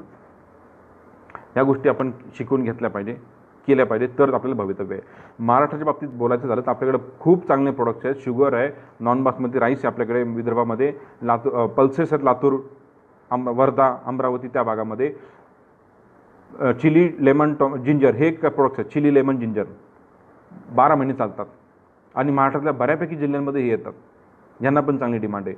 टॉप टोमॅटो, ऑनियन, पोटॅटो, 750 कोटी लोक जगात राहतात. हे सगळे लोक हे कुठल्या ना कुठल्या फॉर्ममध्ये रोज खातात. केचप खातील, फिंगर चिप्स खातील, किंवा तुमचं बिर्याणी खातील, कांदा लागेल, ग्रेव्ही खातील, सलाद खातील, म्हणजे कांदा, टोमॅटो आणि पोटॅटो, बटाटा हे 3 वर्षभर चालणारे प्रोडक्ट्स आहेत. आपण सगळ्यात जास्त लार्जेस्ट प्रोड्युसर आहोत, पण तिथं सडतं अनेक वेळा. आपल्याला त्याचं व्हॅल्यू ॲडिशन माहितीच नाही. प्रोसेसिंग केलं पाहिजे, पेस्ट बनवली पाहिजे, डिहायड्रेशन केलं पाहिजे, आणखी वेगळे तरी पदार्थ केले पाहिजे, ते मार्केटमध्ये आणले पाहिजे, तर आपला प्रोग्रेस आहे. त्यानंतर आपल्याकडे फ्रूट्स खूप चांगले आहेत. ग्रेप्स, मँगो, पोमोग्रेनेटला तर तोडच नाही. महाराष्ट्राच्या प्रोडक्टला हे तर डायमंड आहेत आपले, डायमंड्स. पण ह्यांच्या लॉजिस्टिक्सवरती काम जास्त करणं आणखी महत्त्वाचं आहे. अनेक देशापर्यंत हे नेताना खराब होतात. रेसिड्यू फ्री आपल्याला उत्पादन म्हणावं तसं येत नाही आहे, त्यामुळे प्रोडक्ट्स खराब होतात. त्या क्वालिटीवरती थोडं काम करणं ह्या सगळ्याच प्रोडक्टवरती आपल्याला गरजेचं आहे. पॅकेजिंगवरती काम करणं गरजेचं आहे. पॅकेजिंग खूप महाग आहे भारतामध्ये. ती इंडस्ट्री आपली एवढी डेव्हलप झालेली नाही आहे. म्हणजे मी एकदा दुबईच्या बायरशी बोललो, तो म्हणला की सर इंडिया से जो स्ट्रॉबेरी आता ना वो कोई लेता ही नहीं है. स्ट्रॉबेरीबद्दल बोलत होता मी. चायनाचे आता ना एकदम फ्रेश, आपल्यापेक्षा लांब आहे चायना. त्यांचं पॅकेजिंग एकदम बढिया, प्लास्टिक क्रेट बीट. आपलं एकदम काहीतरी बॉक्सेस टाकणार, चालताय जाऊ द्या, बघूया कसं होईल. म्हणजे ह्या मानसिकतेनं आपण काम करतो आणि आपणच आपल्या पायावर धोंडा पाडून घेतो. या सगळ्यांमध्ये प्रचंड कमिटमेंट आहे, प्रोफेशनलिझम आहे, मेहनत आहे, इन्व्हेस्टमेंट पण आहे. असं अचानक ओव्हरनाईट सक्सेस मिळू शकत नाही. ही खूप मोठी मेहनत आहे, हे एक ट्रान्सफॉर्मेशन आहे. पण हेच करायला लागेल आणि ते आम्ही फेडरेशनच्या माध्यमातून सुरुवात केलेली आहे. आमच्या सक्सेस स्टोरी बघता तर मी नगर जिल्ह्यात आहे. माझ्या तालुक्यात, पारनेर तालुक्यामध्ये मी शिकलेल्या पोरांना 30 कंटेनर एका वर्षामध्ये एक्सपोर्ट केले. हे माझं डेव्हलपमेंट आहे महाराष्ट्राच्या मातीसाठी. असे अनेक लोक तयार झालेत. है ना. सगळ्यांनी इथं बसून काय काम करायचं. शेवटी आपला माल बाहेर तर उचलून टाकला पाहिजे. नवीन generation, fresh agriculture graduate 30 container, आमच्यापेक्षा पण मोठं काम त्यांनी केलं. हे शक्य आहे. त्याला ज्ञान आणि सपोर्ट दिला तर शक्य आहे सगळं. ठीक आहे. तर आपल्याकडे हे सगळे फ्रूट व्हेजिटेबल्स आहेत. त्यानंतर आपल्याकडे पोल्ट्री, फिशरी आणि डेअरी हे पण प्रोडक्ट्स चांगले आहेत. पण डेअरी आणि पोल्ट्रीला आपल्याकडे खूप प्रॉब्लेम आहे. आपल्याकडे क्वालिटी नाही आहे. आपल्याकडे त्याच्यामध्ये डेअरीबद्दल बोलताल तर आपल्या दुधावरती आणि चिकनवरती सुद्धा अनेक ठिकाणी बंदी आहे. लोक घेत नाहीत का? अनहायजिनिक आहे. हातानं आपण काम करतो, ऑटोमेशन नाही, हायजीन नाही, ग्लोबल स्टँडर्ड्स आपल्याला कळत नाही, मॅन हँडलिंग खूप जास्त आहे. त्या दुधामध्ये काय पडत नाही, आपला घाम, गाईचं मलमूत्र सगळं काय पडतं त्यामध्ये आणि ते दूध आपण प्रोसेस करून विकतो. लोक कसं घेतील फॉरेनर? नाही घेणार ते. हे फंडामेंटल प्रॉब्लेम्स आहेत. याच्यावरती काम करणं आवश्यक आहे. दुधाला सबसिडी देऊन काय होणार आहे? फंडामेंटल प्रॉब्लेमवरती कामच नाही करत आपण. उद्या जरी दुधाचं प्रोडक्शन वाढलं तरी काय होणार आहे? दुधाचे भाव पडणारच आहेत. क्वालिटीवरती काम करणं आवश्यक आहे. आपण पाहतो ऑटोमेशनचं दूध, परागचं, न्यांचं विदाऊट मॅन हँडलिंग किती 75 रुपयांनी मुंबईला विकतात ते. मग बाकीच्या लोकांनी का नाही केलं पाहिजे? ते हे केलं पाहिजे. या लोकांचा फॉलो आपण केलं पाहिजे. यांच्या पावलावर पाऊल ठेवून तेच केलं पाहिजे. आणि तशाच प्रोडक्टला वर्ल्ड क्लास मार्केटमध्ये, वर्ल्ड मार्केटमध्ये डिमांड आहे. आणि तसं केलं तरच काहीतरी आहे. नाहीतर नुसतं शेती किंवा प्रोडक्शन वाढवून उपयोग नाही. त्यांनी आणखी आपलं नुकसान होऊ शकतं. ठीक आहे. तर त्यानंतर आपल्याकडे प्रोसेस फूड म्हणतो आपण, ही एक फ्युचर आहे. ॲग्रिकल्चर प्रोडक्ट्सला, पेरिशेबल गुड्सला लिमिटेशन्स आहेत. त्यामुळं आपल्याला प्रोसेस फूडकडे जायला पाहिजे, व्हॅल्युएशन केलं पाहिजे. मग ते आम्ही पण करतो. आम्ही काही डाळिंबावले शोधले, ज्युसेस प्रमोट केले, पल्स प्रमोट केले आम्ही. ना फ्रोझन व्हेजिटेबल्स आहेत, ready to cook, ready to eat हे प्रोडक्ट्स आम्ही प्रमोट केले. रेडी टू कुक, फक्त पॅकेट उघडा, ग्रेव्ही तयार. आता कांदा, बटाटा, लसूण हे घेऊन जाणार बाहेर, तिथं काय करणार? ग्रेव्हीज तयार करणार ना. मग त्यांना रेडीमेड बिर्याणी दिली तर? एका ग्रुपबरोबर आम्ही बोलणं केलं, आम्ही इथून सगळं बिर्याणी वगैरे पाठवतो. पॉसिबल आहे. हे व्हॅल्युएशन करणं, फ्रोझन असेल, ज्युसेस असतील, पल्प्स आहे, हे करणं, डिहायड्रेशन आहे, हे सगळं करणं आवश्यक आहे आपल्याला. त्यांनी आपल्या प्रोडक्टची शेल्फ लाईफ वाढते. ऑनियन जरी आज 10 रुपये किलो असला, 5 रुपये किलो असला, तरी ऑनियन पावडर 500 ते 1000 रुपये किलोने विकल्या जाऊ शकते. Onion dehydrated powder. मग ते करून त्याचं मार्केट तयार करणं हे अत्यंत आवश्यक आहे. आपल्याला तो कॉन्फिडन्सच नाही. आपली सुरुवात, आपलं प्रोडक्ट कोण घेईन, असं होईल का, तसं होईल का, हे किंतु परंतु आपल्या डोक्यात खूप आहेत. खूप निगेटिव्ह वातावरण झालेलं आपल्याला. याच्यातून बाहेर पडलं पाहिजे. हो ना. तर जे लोकांनी काही केलं ना त्यांच्याबरोबर उठलं बसलं पाहिजे, त्यांच्याबरोबर काम केलं पाहिजे. तर आपल्याला ह्या ॲग्रिकल्चरवरती नवीन गोष्टींवरती काम केलं पाहिजे. त्यानंतर आपल्याकडे टेक्स्टाईल इंडस्ट्री खूप चांगली आहे. सोलापूर, कोल्हापूर, भिवंडी. सोलापूरचं मार्केट संपलं दुर्दैवानं. मी मागेही सांगितलं तर सोलापूरचं मार्केट आपण हातानं घालवलं. खूप चांगलं होतं, नाव होतं, पण आपण त्यातल्या लोकांनी, नवीन पिढीनं ते शिकले नाही, बाहेर गेले नाही. मार्केट त्यांच्या हातात नव्हतं, त्यांनी सप्लाय केला एक्सपोर्टरला, एक्सपोर्टरनी आता स्वतःच्या फॅक्टरीज टाकल्या आणि सोलापूरचं मार्केट झिरो झालं. दुर्दैव. टेक्स्टाईलला खूप चांगले नंबर्स आहेत भारताचे, 3 नंबरचं फील्ड आहे. भारतातून टॉवेल्स, चादरी खूप प्रचंड प्रमाणात एक्सपोर्ट होतं USA ला, युरोपला सुद्धा. हे लोकांनी केलं पाहिजे. नवीन टेक्नॉलॉजी, नवीन मशिनरी, नवीन टेक्निक्स, फास्ट, हे शेतकऱ्यांच्या पोरांनी डोक्यात घेतलंच पाहिजे. फार्मर्स प्रोड्युसिंग कंपनी स्थापन करा, सरकारचे खूप बेनिफिट त्याच्यासाठी आहेत, हो ना. त्यानंतर आपल्याकडे सीड इंडस्ट्री चांगली आहे जालना भागामध्ये, सीड, फर्टिलायझर्स, सीड इंडस्ट्री अनेक. आपल्या मागे आपण 236-40 देश जगामध्ये आहेत, त्याच्यामध्ये आपण 15व्या नंबरला आहे एक्सपोर्टला, म्हणजे खूप वरती आहे. आपल्या मागं 200 देश आहेत, त्यांच्यासाठी आपण मोठे आहोत. हे आपल्यासाठी मार्केट आहे. त्यांना सीड्स पाहिजे, आपण देऊ शकतो, हो ना. तर ती एक इंडस्ट्री आहे. फार्मास्युटिकल तर खूपच मोठी ऑपॉर्च्युनिटी सध्या फार्मास्युटिकलला आहे. त्यानंतर अपॅरल, लेदर्स, टॉईज, फुटवेअर यांचं सुद्धा एक्सपोर्ट खूप जास्त होतं. आपण बघतो धारावीमधून सुद्धा एक्सपोर्टर खूप आहेत. आमचे एक कन्सल्टंट आहेत, त्यांचा की पुण्यामध्ये एक्सपोर्टर शोधायला लागतात, इथून पार 15 किलोमीटर दुसरा. मुंबईत गेलं धारावीला सर, गल्ली गल्ली 10 एक्सपोर्टर सापडतात. हे त्याचे स्टेटमेंट आहे. आता तिथं काय सगळे आपले मराठी बांधव असणार आहेत का? नाही, बाहेरचे पण खूप लोक आलेले आहेत. म्हणजे तिथं पोटेन्शियल आहे, म्हणजे त्या झोपडपट्टीतून सुद्धा एक्सपोर्ट होतं आहे मित्रांनो. मग आपण इथं काय करतो? आपल्या इथून सुद्धा एक्सपोर्ट होऊ शकतं, गावागावातून सुद्धा एक्सपोर्ट होऊ शकतं. एकेका गावानं एकेका प्रोडक्टवरती, एकेका वेगळ्या कॉन्सेप्टवरती काम केलं पाहिजे. ते प्रोडक्ट मार्केटमध्ये यशस्वी करायची जबाबदारी आपलीच आहे. आपली गरज मार्केटिंग आहे. प्रोडक्शन तर करता येईल, मार्केटिंग, मार्केट ॲनालिसिस हे आपल्याला जमलं पाहिजे. त्यानंतर electrical equipment, tractors, agriculture equipment ह्यांचं पण एक्सपोर्ट खूप जास्त आहे आफ्रिकेला. आपले महिंद्राचे ट्रॅक्टर्स खूप पॉप्युलर आहेत.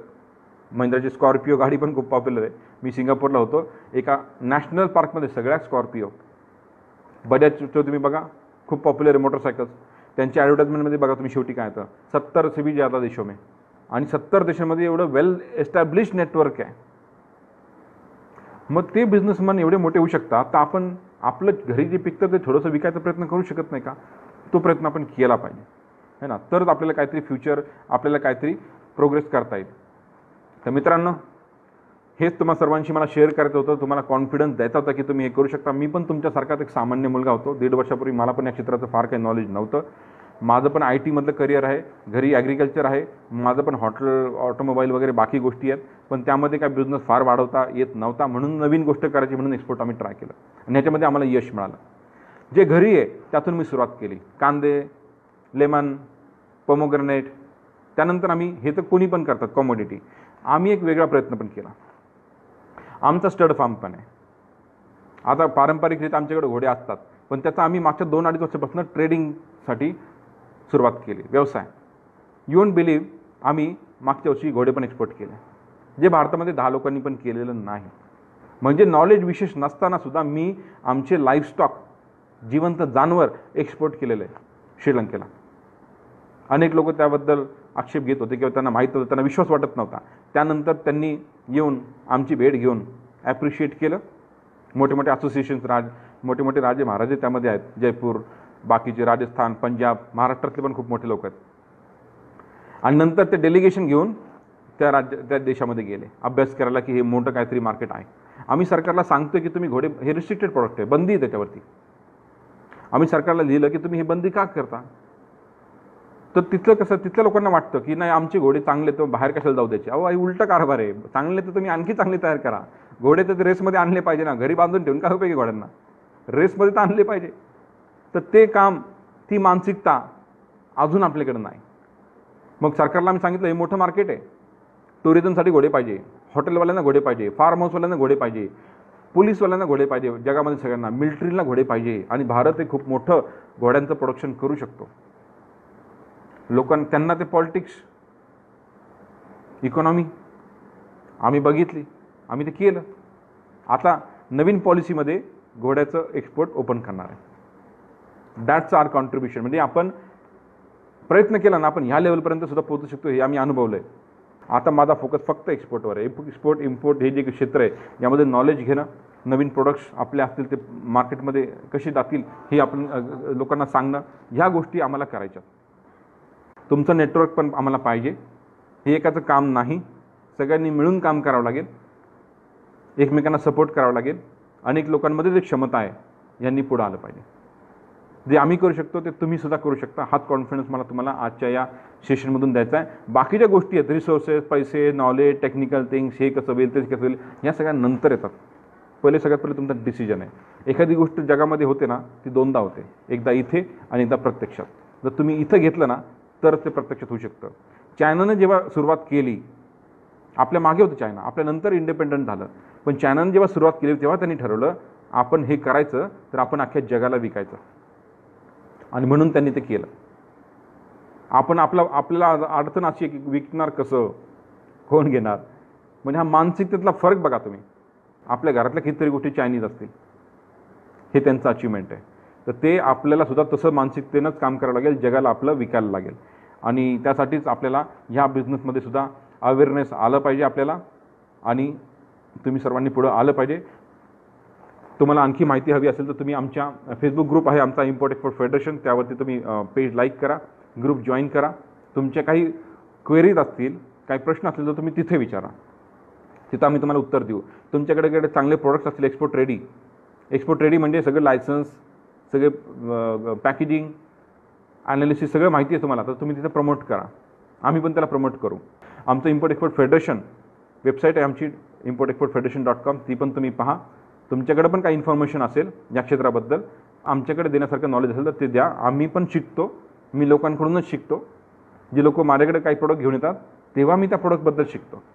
म्हणजे असं एक उदाहरण आहे फिशरीचं. एखादा पोरगा आला, मला फिशरीचं काय माहीत नाही, तो आला घेऊन, मग मला माहीत नव्हतं, मग मी त्याबद्दल शिकलो. मी एका मोठ्या कंपनीला बोलवलं, ऑफिसला पुण्याला, त्या पोराला पण बोलवलं, शिकून घेतलं. तो पोरगा गेला कतारला, ऑर्डर घेऊन आला. ह्या तऱ्हेनं फेडरेशन काम करते. तुमचं काही पण प्रॉब्लेम असेल तर आम्ही सॉल्व्ह करायचा प्रयत्न करू आमच्या लेवलनं. ठीक आहे.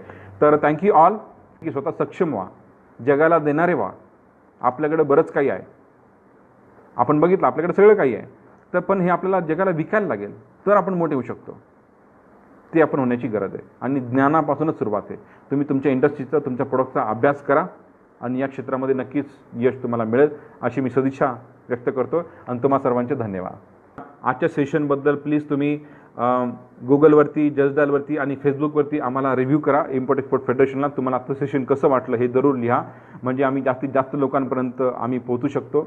आता आम्ही एक्सपोर्टवरती काम करतोय, लवकरच आम्ही इम्पोर्टवरती पण काम करतोय. इम्पोर्ट म्हणजे इम्पोर्टरसाठी पण सेशन घेणार आहे आम्ही. आत्ता आमचे वेबिनार आम्ही जे करतो, दर आठवड्याला आमचे वेबिनार असतात इम्पोर्ट एक्सपोर्टचे, तर त्यामध्ये भारताच्या बाहेरचे लोक सुद्धा खूप येत आहेत. म्हणजे भारताच्या बाहेरचे लोक शोधत आहेत भारतातून काय घेता येईल. आपलं काम आहे की त्यांना कनेक्ट करणं.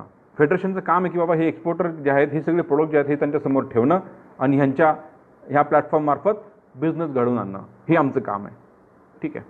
जिंजर एक्सपोर्टमध्ये आहे, जिंजर एक स्पायसेसमध्ये येतं. आमच्याकडे आत्ता एक खूप मोठी रिक्वायरमेंट जिंजरची आहे. तुमच्याकडे जर प्राइसिंग चांगलं असेल तर तुम्ही आमच्या फेडरेशनच्या फेसबुकच्या पेजवरती टाका, फोटोग्राफ टाका, व्हरायटी टाका, काय साईजचं जिंजर आहे, किती महिन्याचं आहे ते तुम्ही टाका. जी भाषेचा काही प्रॉब्लेम येत नाही sir, basic English is sufficient. मी असे अनेक लोक बघितलेत, बागवान जे बागा घ्यायच्या आधी, आता ते मोठे मोठे एक्सपोर्टर पण झालेत फ्रुट्समध्ये. मुंबईला आहेत 4 भाऊ, 4 देशात जोरात एक्सपोर्ट चालले, MBA कामाला ठेवलेत. म्हणजे हे सगळं शक्य आहे, आपण केलं पाहिजे. इम्पोर्ट एक्सपोर्ट म्हणजे म्हणतो ना, इंग्लिशपेक्षा बिझनेसची लँग्वेज जास्त इम्पॉर्टंट आहे. आपलं प्रोडक्ट, त्याचं प्राइसिंग, त्याचं प्रेझेंटेशन, त्याचं मार्केटिंग, त्याचं डिमांड, कस्टमरला सांभाळणं, ब्रँड तयार करणं, कस्टमर ॲक्वायर करणं, लॉंग टर्म कॉन्ट्रॅक्ट करणं, हा बिझनेस आहे. हे समजलं पाहिजे. प्रोडक्ट तर आज आहे, उद्या दुसरं, परवा तिसरं काही होईल. गूळ पण खूप चांगलं प्रोडक्ट आहे. जॅगरीचं आणि जॅगरी पावडरचं एक्सपोर्ट खूप वाढतंय. लोक खूप डायबेटिक झालेत, लोकांना शुगर नको आहे. आता गूळ चालला आहे, उद्या हर्बल गूळ मागतील, ऑर्गॅनिक गूळ मागतील. हो ना, छोटे पॅकेट चाललेत, व्हॅक्यूम पॅकमध्ये गूळ बाहेर एक्सपोर्ट होतं आहे. आमच्या काय मागच्या कन्साइनमेंटमध्ये राईसचं कन्साइनमेंट होतं, त्यामध्ये आम्ही गूळ पण पाठवला कस्टमरला. तर गूळ पण एक चांगलं प्रोडक्ट आहे. स्कोप सगळ्याला आहे. मी तुम्हाला सांगितलं की भारतातलं गवऱ्यासुद्धा एक्सपोर्ट होतात, म्हणजे गवऱ्या पण होतात एक्सपोर्ट, आणि आपण बघितलं डायमंड पण एक्सपोर्ट होते. म्हणजे सगळ्याला स्कोप आहे. आपल्या प्रोडक्टचं मार्केटिंग हे आपल्याला कळायला पाहिजे. मागच्या आमच्या एका ट्रेनिंग प्रोग्रामच्या बॅचेसमध्ये एक पोरगा होता, आता ते पंचगव्य असे त्यांनी मेडिसिन्स बनवले होते. त्याचं त्यांनी समजून घेतलं आणि त्यांनी त्याचं गल्फमध्ये कस्टमर मिळवलं, छोटं का होईना. This is possible. ठीक आहे. We have soybean to export. या सोयाबीन एक खूप मोठी कमोडिटी आहे जी तुमची कॅटल फीडमध्ये जाते भरपूर. ऑइल पण बनतं, पण बाहेर कॅटल फीड एक खूप मोठी इंडस्ट्री आहे. आम्ही कॅटल फीडमध्ये बाजरीचं एक्सपोर्ट आम्ही केलं आहे ना. तर त्याच्यामध्ये बाजरी जाते, त्यामध्ये तुमचं सोयाबीन जातं, मका, मेज जातं, हो ना, हे सगळं जातं. नंतर DOC, डी ऑइल्ड केक, हे सुद्धा खूप मोठं प्रोडक्ट आहे जे कॅटल फीडमध्ये जातं. फक्त आपले प्राइसेस तुमचे कॉम्पिटिटिव्ह पाहिजे, होऊ शकतं. बनाना तर 12 महिने चालणारी गोष्ट आहे सर. बनाना इज 12 महिने चालणारी. शेवगा पण खूप मोठी गोष्ट आहे. शेवगाचं खूप आपलं चायनामध्ये आणि जपानमध्ये शेवग्याला खूप महत्त्व आहे. त्याची पावडर ते लोक करून विकतात शेवगा. तर त्या प्रोडक्टबद्दल तुम्ही माहिती घेऊ शकता. काय काय फॉर्ममध्ये घेतात, काय करतात, प्रोसेसिंग कसं विकतात, टॅबलेट विकतात का, काय विकतात, त्याचं कसं मार्केटिंग करतात, त्यामधले काय कंटेंट आहेत हे आपल्याला माहीत पाहिजे. हे आपल्याला कधी कधी माहीत नसतं. गव्हर्नमेंट सबसिडी आहे 9,000 प्रोडक्ट्सवरती भारत सरकारनं सबसिडी दिलेली आहे. 9,000. कांदा तर आपलं खूपच मोठं प्रोडक्ट आहे. ऑलरेडी भारतामधून महाराष्ट्रामधून 1 नंबर कांदा एक्सपोर्ट होत आहे. ऑलरेडी मागच्या वर्षी 3,500 कोटीचा कांदा एक्सपोर्ट झाला. शेतकऱ्यांनी नाही केला दुर्दैव, पण कांदा ही खूप मोठी कमोडिटी आहे. आमच्या एका मागच्या ट्रेनिंग प्रोग्रामला आम्ही एका मोठ्या कंपनीचे डायरेक्टर बोलवले होते. ॲग्रो स्टार तुम्हाला माहिती असेल, खूप मोठी सक्सेस स्टोरी आहे. तर त्यांच्या डायरेक्टरने आम्हाला सांगितलं अर्ध्या जगाला आपण कांदा विकू शकतो, अर्ध्या जगाला. मग ते केलं पाहिजे. मग ती जबाबदारी आपल्यावर आहे. सरकार नाही व्यवसाय करत, आपण केलं पाहिजे. आपण ती रिस्क घेतली पाहिजे. आपण तिथं दुकानं टाकली पाहिजे.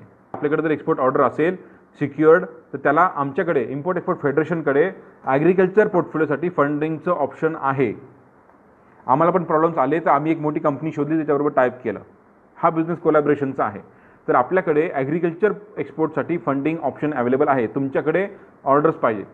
मार्केटिंग तुम्हाला करायचं, ते कोणी करू शकणार नाही तुमच्यासाठी. तुम्ही म्हणताल कस्टमर द्या, तुम्हाला कोणी कस्टमर देणार नाही, आम्ही पण देत नाही.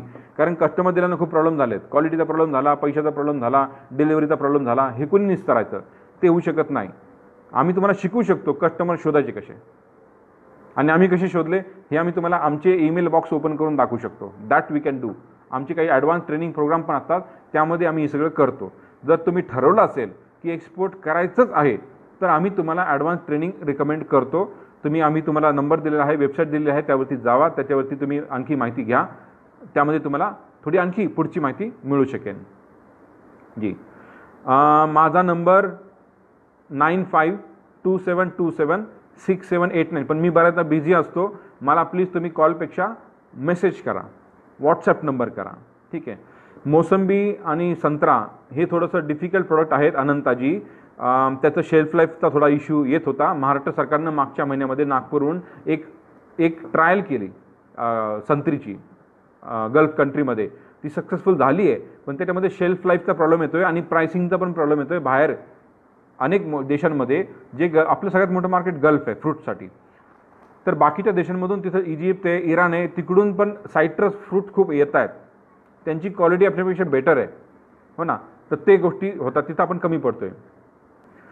इम्पोर्ट एक्सपोर्ट लायसन्ससाठी तुम्हाला कंपनी फॉर्म केली पाहिजे तुम्ही इम्पोर्ट एक्सपोर्ट कोडची. पण तुम्ही प्रोप्रायटरशिप करा किंवा तुम्ही प्रायव्हेट लिमिटेड करा, किंवा शेतकरी असाल तर फार्मर्स प्रोड्युसिंग कंपनी पण करू शकता. ते पण एक चांगलं ऑप्शन आहे. इथून पुढं इंडिव्हिज्युअल शेतकऱ्याला बेनिफिट मिळणार नाही. आता सगळे बेनिफिट फार्मर्स प्रोड्युसिंग कंपनीमार्फत दिले जातील. त्यामुळे ते एक चांगलं ऑप्शन आहे. शेतकऱ्यांचा गट निर्माण करणं आणि एकत्र काम करणं. FPCला पण भरपूर बेनिफिट आहे. औषधी वनस्पती आणि मेथीचे लाडू, यस, हे तर आपलं स्ट्रेंथ आहे. आता मी जसं सांगितलं, जगाला अनेक विविध रोगराई झालेले आहेत. त्यांना माहीत नाही की औषधं कोणते आहेत. ॲलोपॅथी ठीक आहे, पण त्याच्यापेक्षा आपल्याला होमिओपॅथी पण आहे, आयुर्वेदिक पण आहे, हर्बल प्रोडक्ट्स आहे, हो ना, युनानी आहे. ह्या मेथडसुद्धा जगामध्ये पॉप्युलर आहेत. पण आपल्याला आपल्या प्रोडक्टचं मार्केटिंग केलं पाहिजे. मेथीचे लाडू तुम्ही विचारताय मला, मेथीचे लाडूचं बेनिफिट काय हे तुम्ही मला सांगितलं पाहिजे सायंटिफिकली, बरोबर. तर ते तिथं कस्टमरला सांगणं पटवणं एवढं सोपं नाही आहे, हो ना. तर त्यामुळे तुम्हाला इम्पोर्ट एक्सपोर्ट करायचं आहे तर थोडंसं जे सध्या चाललं आहे मार्केटमध्ये तिथून सुरुवात करा आणि मग स्पेशलाइज प्रोडक्ट आणा. आत्ता सध्या तुम्ही R&Dवरती टाईम स्पेंड करू शकत नाही, हो ना. त्याला व्हॉल्यूम पाहिजे, एक्सपोर्टला व्हॉल्यूम पाहिजे. तर मग सध्या ह्याचा अभ्यास करा की भारताचे पहिले टॉपचे 50 प्रोडक्ट कुठले, त्यामध्ये एखादं प्रोडक्ट आपलं दिसतं का, त्याच्यामध्ये तुम्ही हात घालू शकता. तिथून तुम्ही सुरुवात करू शकता. सीताफळ हे खूप डेलिकेट फ्रूट आहे, त्यामुळे त्याला प्रॉब्लेम येतो. पण आमची एक असोसिएट आहे, एक मुलगी आहे 24 वर्षाची, तिनं सीताफळ एक्सपोर्ट केलं आहे गल्फमध्ये. हो ना. म्हणजे हे सगळं एक्सपोर्ट आहे, पण ते छोट्या लेवलला झालेलं, ते एअरनं जातं 200, 400, 500 किलो ते होऊ शकतं. त्यांचे तिथं नेटवर्क आहे, त्यांनी ते मार्केटिंग केलं, कस्टमर मिळालं, केलं, म्हणजे सीताफळ पण एक्सपोर्ट होतं आहे. वाव आहे किंवा नाही हा प्रश्न नका विचारू तुम्ही मला विचारा की मला विकायचं कसं, हे तुम्हाला कस्टमर समोर ठेवायचं आणि तुम्हाला सांगायचं पटवून सीताफळ का खावं त्यांनी, ते अमेरिकेचे ॲपल का नाही खायचे आणि सीताफळ का खायचं, हे तर उत्तर तुम्ही आम्हाला सांगा आणि ते तुम्हाला कस्टमरला पटत आलं पाहिजे. मका ऑफकोर्स होते ना, मका, शुगर, सोयाबीन हे खूप मोठे प्रोडक्ट्स आहेत. Rice, these are huge products. हे जसं मी म्हणलं ॲनिमल फीड इंडस्ट्रीमध्ये मका, सोयाबीन हे खूप मोठे प्रोडक्ट्स आहेत. त्याचं खूप मोठ्या प्रमाणामध्ये हजारो लाखो मेट्रिक टनमध्ये एक्सपोर्ट होतं. हँडीक्राफ्ट, अतुल पाटीलजी, येस, हँडीक्राफ्ट प्रोडक्ट आपले युरोप अख्खं टुरिझमवरती, तुम्हाला माहिती आहे युरोप अख्खं 28 देश, त्याचे 14-15 देश टुरिझमवरती चालतात म्हणजे बाहेरचे लोक तिथे येतात. मग ते तिथे सोव्हिनियर्स घेतात, कपडे घेतात, जॅकेट घेतात, लेदर घेतात, बूट घेतात, किचन घेतात, आणखी काही आर्टिकल्स घेतात, हँडीक्राफ्ट घेतात. त्यामुळं आपलं हँडीक्राफ्ट युरोपमध्ये खूप पॉप्युलर आहे. राजस्थान, मध्य प्रदेश, छत्तीसगड इथून खूप चांगल्या प्रमाणामध्ये हँडीक्राफ्ट एक्सपोर्ट होतं. मेटल आर्ट असेल, वुडन आर्ट असेल, हे त्याला भरपूर डिमांड आहे. नंबर स्ट्रॉंग येतं. तुम्हाला तुमच्या प्रोडक्टचं मार्केटिंग जर केलं तर त्याला मिळू शकतं स्कोपसुद्धा. पेमेंट सिक्युरिटी, ओमकारजी तुम्ही विचारतात पेमेंट सिक्युरिटी, एक येस, हा इम्पोर्ट एक्सपोर्टच्या सायकलचा भाग आहे. डॉक्युमेंट, हा व्यवसाय जगातल्या 236 देशांमध्ये चालतो. ही सिस्टम ज्यांनी बनवली, अख्ख्या सगळ्या देशांच्या वरती एक इन्स्टिट्यूशन आहे, इंटरनॅशनल चेंबर ऑफ कॉमर्स, त्यांनी ही बनवले आणि सगळे देश हे फॉलो करतात. तर त्यांना असं वाटेल का फ्रॉड व्हावा? नाही झाला पाहिजे. म्हणजे ही सिस्टम फुलप्रूफ आहे. ही एक सिस्टम आहे, याच्यामध्ये 2 देश, 2 मोठ्या बँका आणि 2 कंपन्या इन्व्हॉल्व होतात. तर ही सिस्टम न समजल्यामुळं लोकांबरोबर फ्रॉड होतो. त्यांना एकदा ज्यांच्याबरोबर फ्रॉड झाला आहे त्यांना विचार तुम्ही काय झालं, त्यांना पेमेंट टर्म्स माहीत नसणार, त्यांना डॉक्युमेंटेशन माहीत नसणार, हो ना, किंवा त्यांनी उधारीवर मार दिला, त्यांनी कस्टमरचं व्हेरिफिकेशन नाही केलं. अशा अनेक गोष्टी असतील की ज्यांनी त्याच्यामध्ये गॅप्स आहेत. अदरवाईज ह्याच्यामध्ये गव्हर्नमेंटची सिक्युरिटी पण आहे. जरी फ्रॉड झाला, प्रॉब्लेम झाला, तरी गव्हर्नमेंट आपल्या पाठीशी उभं आहे. आमच्या मागच्या वर्षामध्ये आम्ही 150 लोकांना ट्रेनिंग दिलं, त्यातल्या फक्त एकाची केस झाली फ्रॉडची, ती पण आम्ही त्याला 80% पैसे त्याला मिळवून दिले भारत सरकारकडून. दिस इज व्हॉट वी डीड. सुरुवात कुठून करावी, तर तुम्ही जर ठरवलं असेल, प्रोडक्ट असेल, मार्केटिंग करा, ॲनालिसिस करा, त्या प्रोडक्टचं मार्केट कुठं जातं आहे, काय जातं, नंबर्स काढा थोडेसे, फेसबुक, इंटरनेट, व्हॉट्सॲप, गुगल आता बिझनेससाठी वापरा, बाकीचे उद्योग बाजूला ठेवा. माझं पहिलं कस्टमर आमचं 100% ॲडव्हान्समध्ये आहे आणि ते आम्ही फेसबुकवरून मिळवलेलं आहे. तर फेसबुकचा वापर बिझनेससाठी केला पाहिजे आपण थोडासा. तुम्ही तुमच्या कंपनीचं सुरुवात कशी करायची, म्हणजे तुम्ही तुमचे प्रोडक्ट ठरवा, तुमच्याकडे काय प्रोडक्ट आहे, त्याचं पॅकेजिंग काय, त्याचं रेट्स काय, ते ग्लोबल कॉम्पिटिटिव्ह आहेत का, तुम्ही तुमची कंपनी बनवा, लायसन्सेस घ्या, तुमच्या प्रोडक्टचं आणि मार्केटिंग सुरू करा, बरोबर ना. तुम्हाला कस्टमर लोकांना कसं कळेल तुमच्याकडे काय ते, तुम्ही मार्केटिंग केलं तर कळेल. तर सुरुवात ही मार्केटिंगपासूनच आहे. इम्पोर्ट एक्सपोर्ट फेडरेशनचे पण कोर्सेस आहेत, ऑनलाईन पण होतात, क्लासरूम कोचिंग पण होतं, पण सध्या आम्ही ऑनलाईन करतो आहे. खूप चांगला रिस्पॉन्स आहे. भारतामधले लोक आणि सगळ्या राज्यांमधले लोक येत आहेत.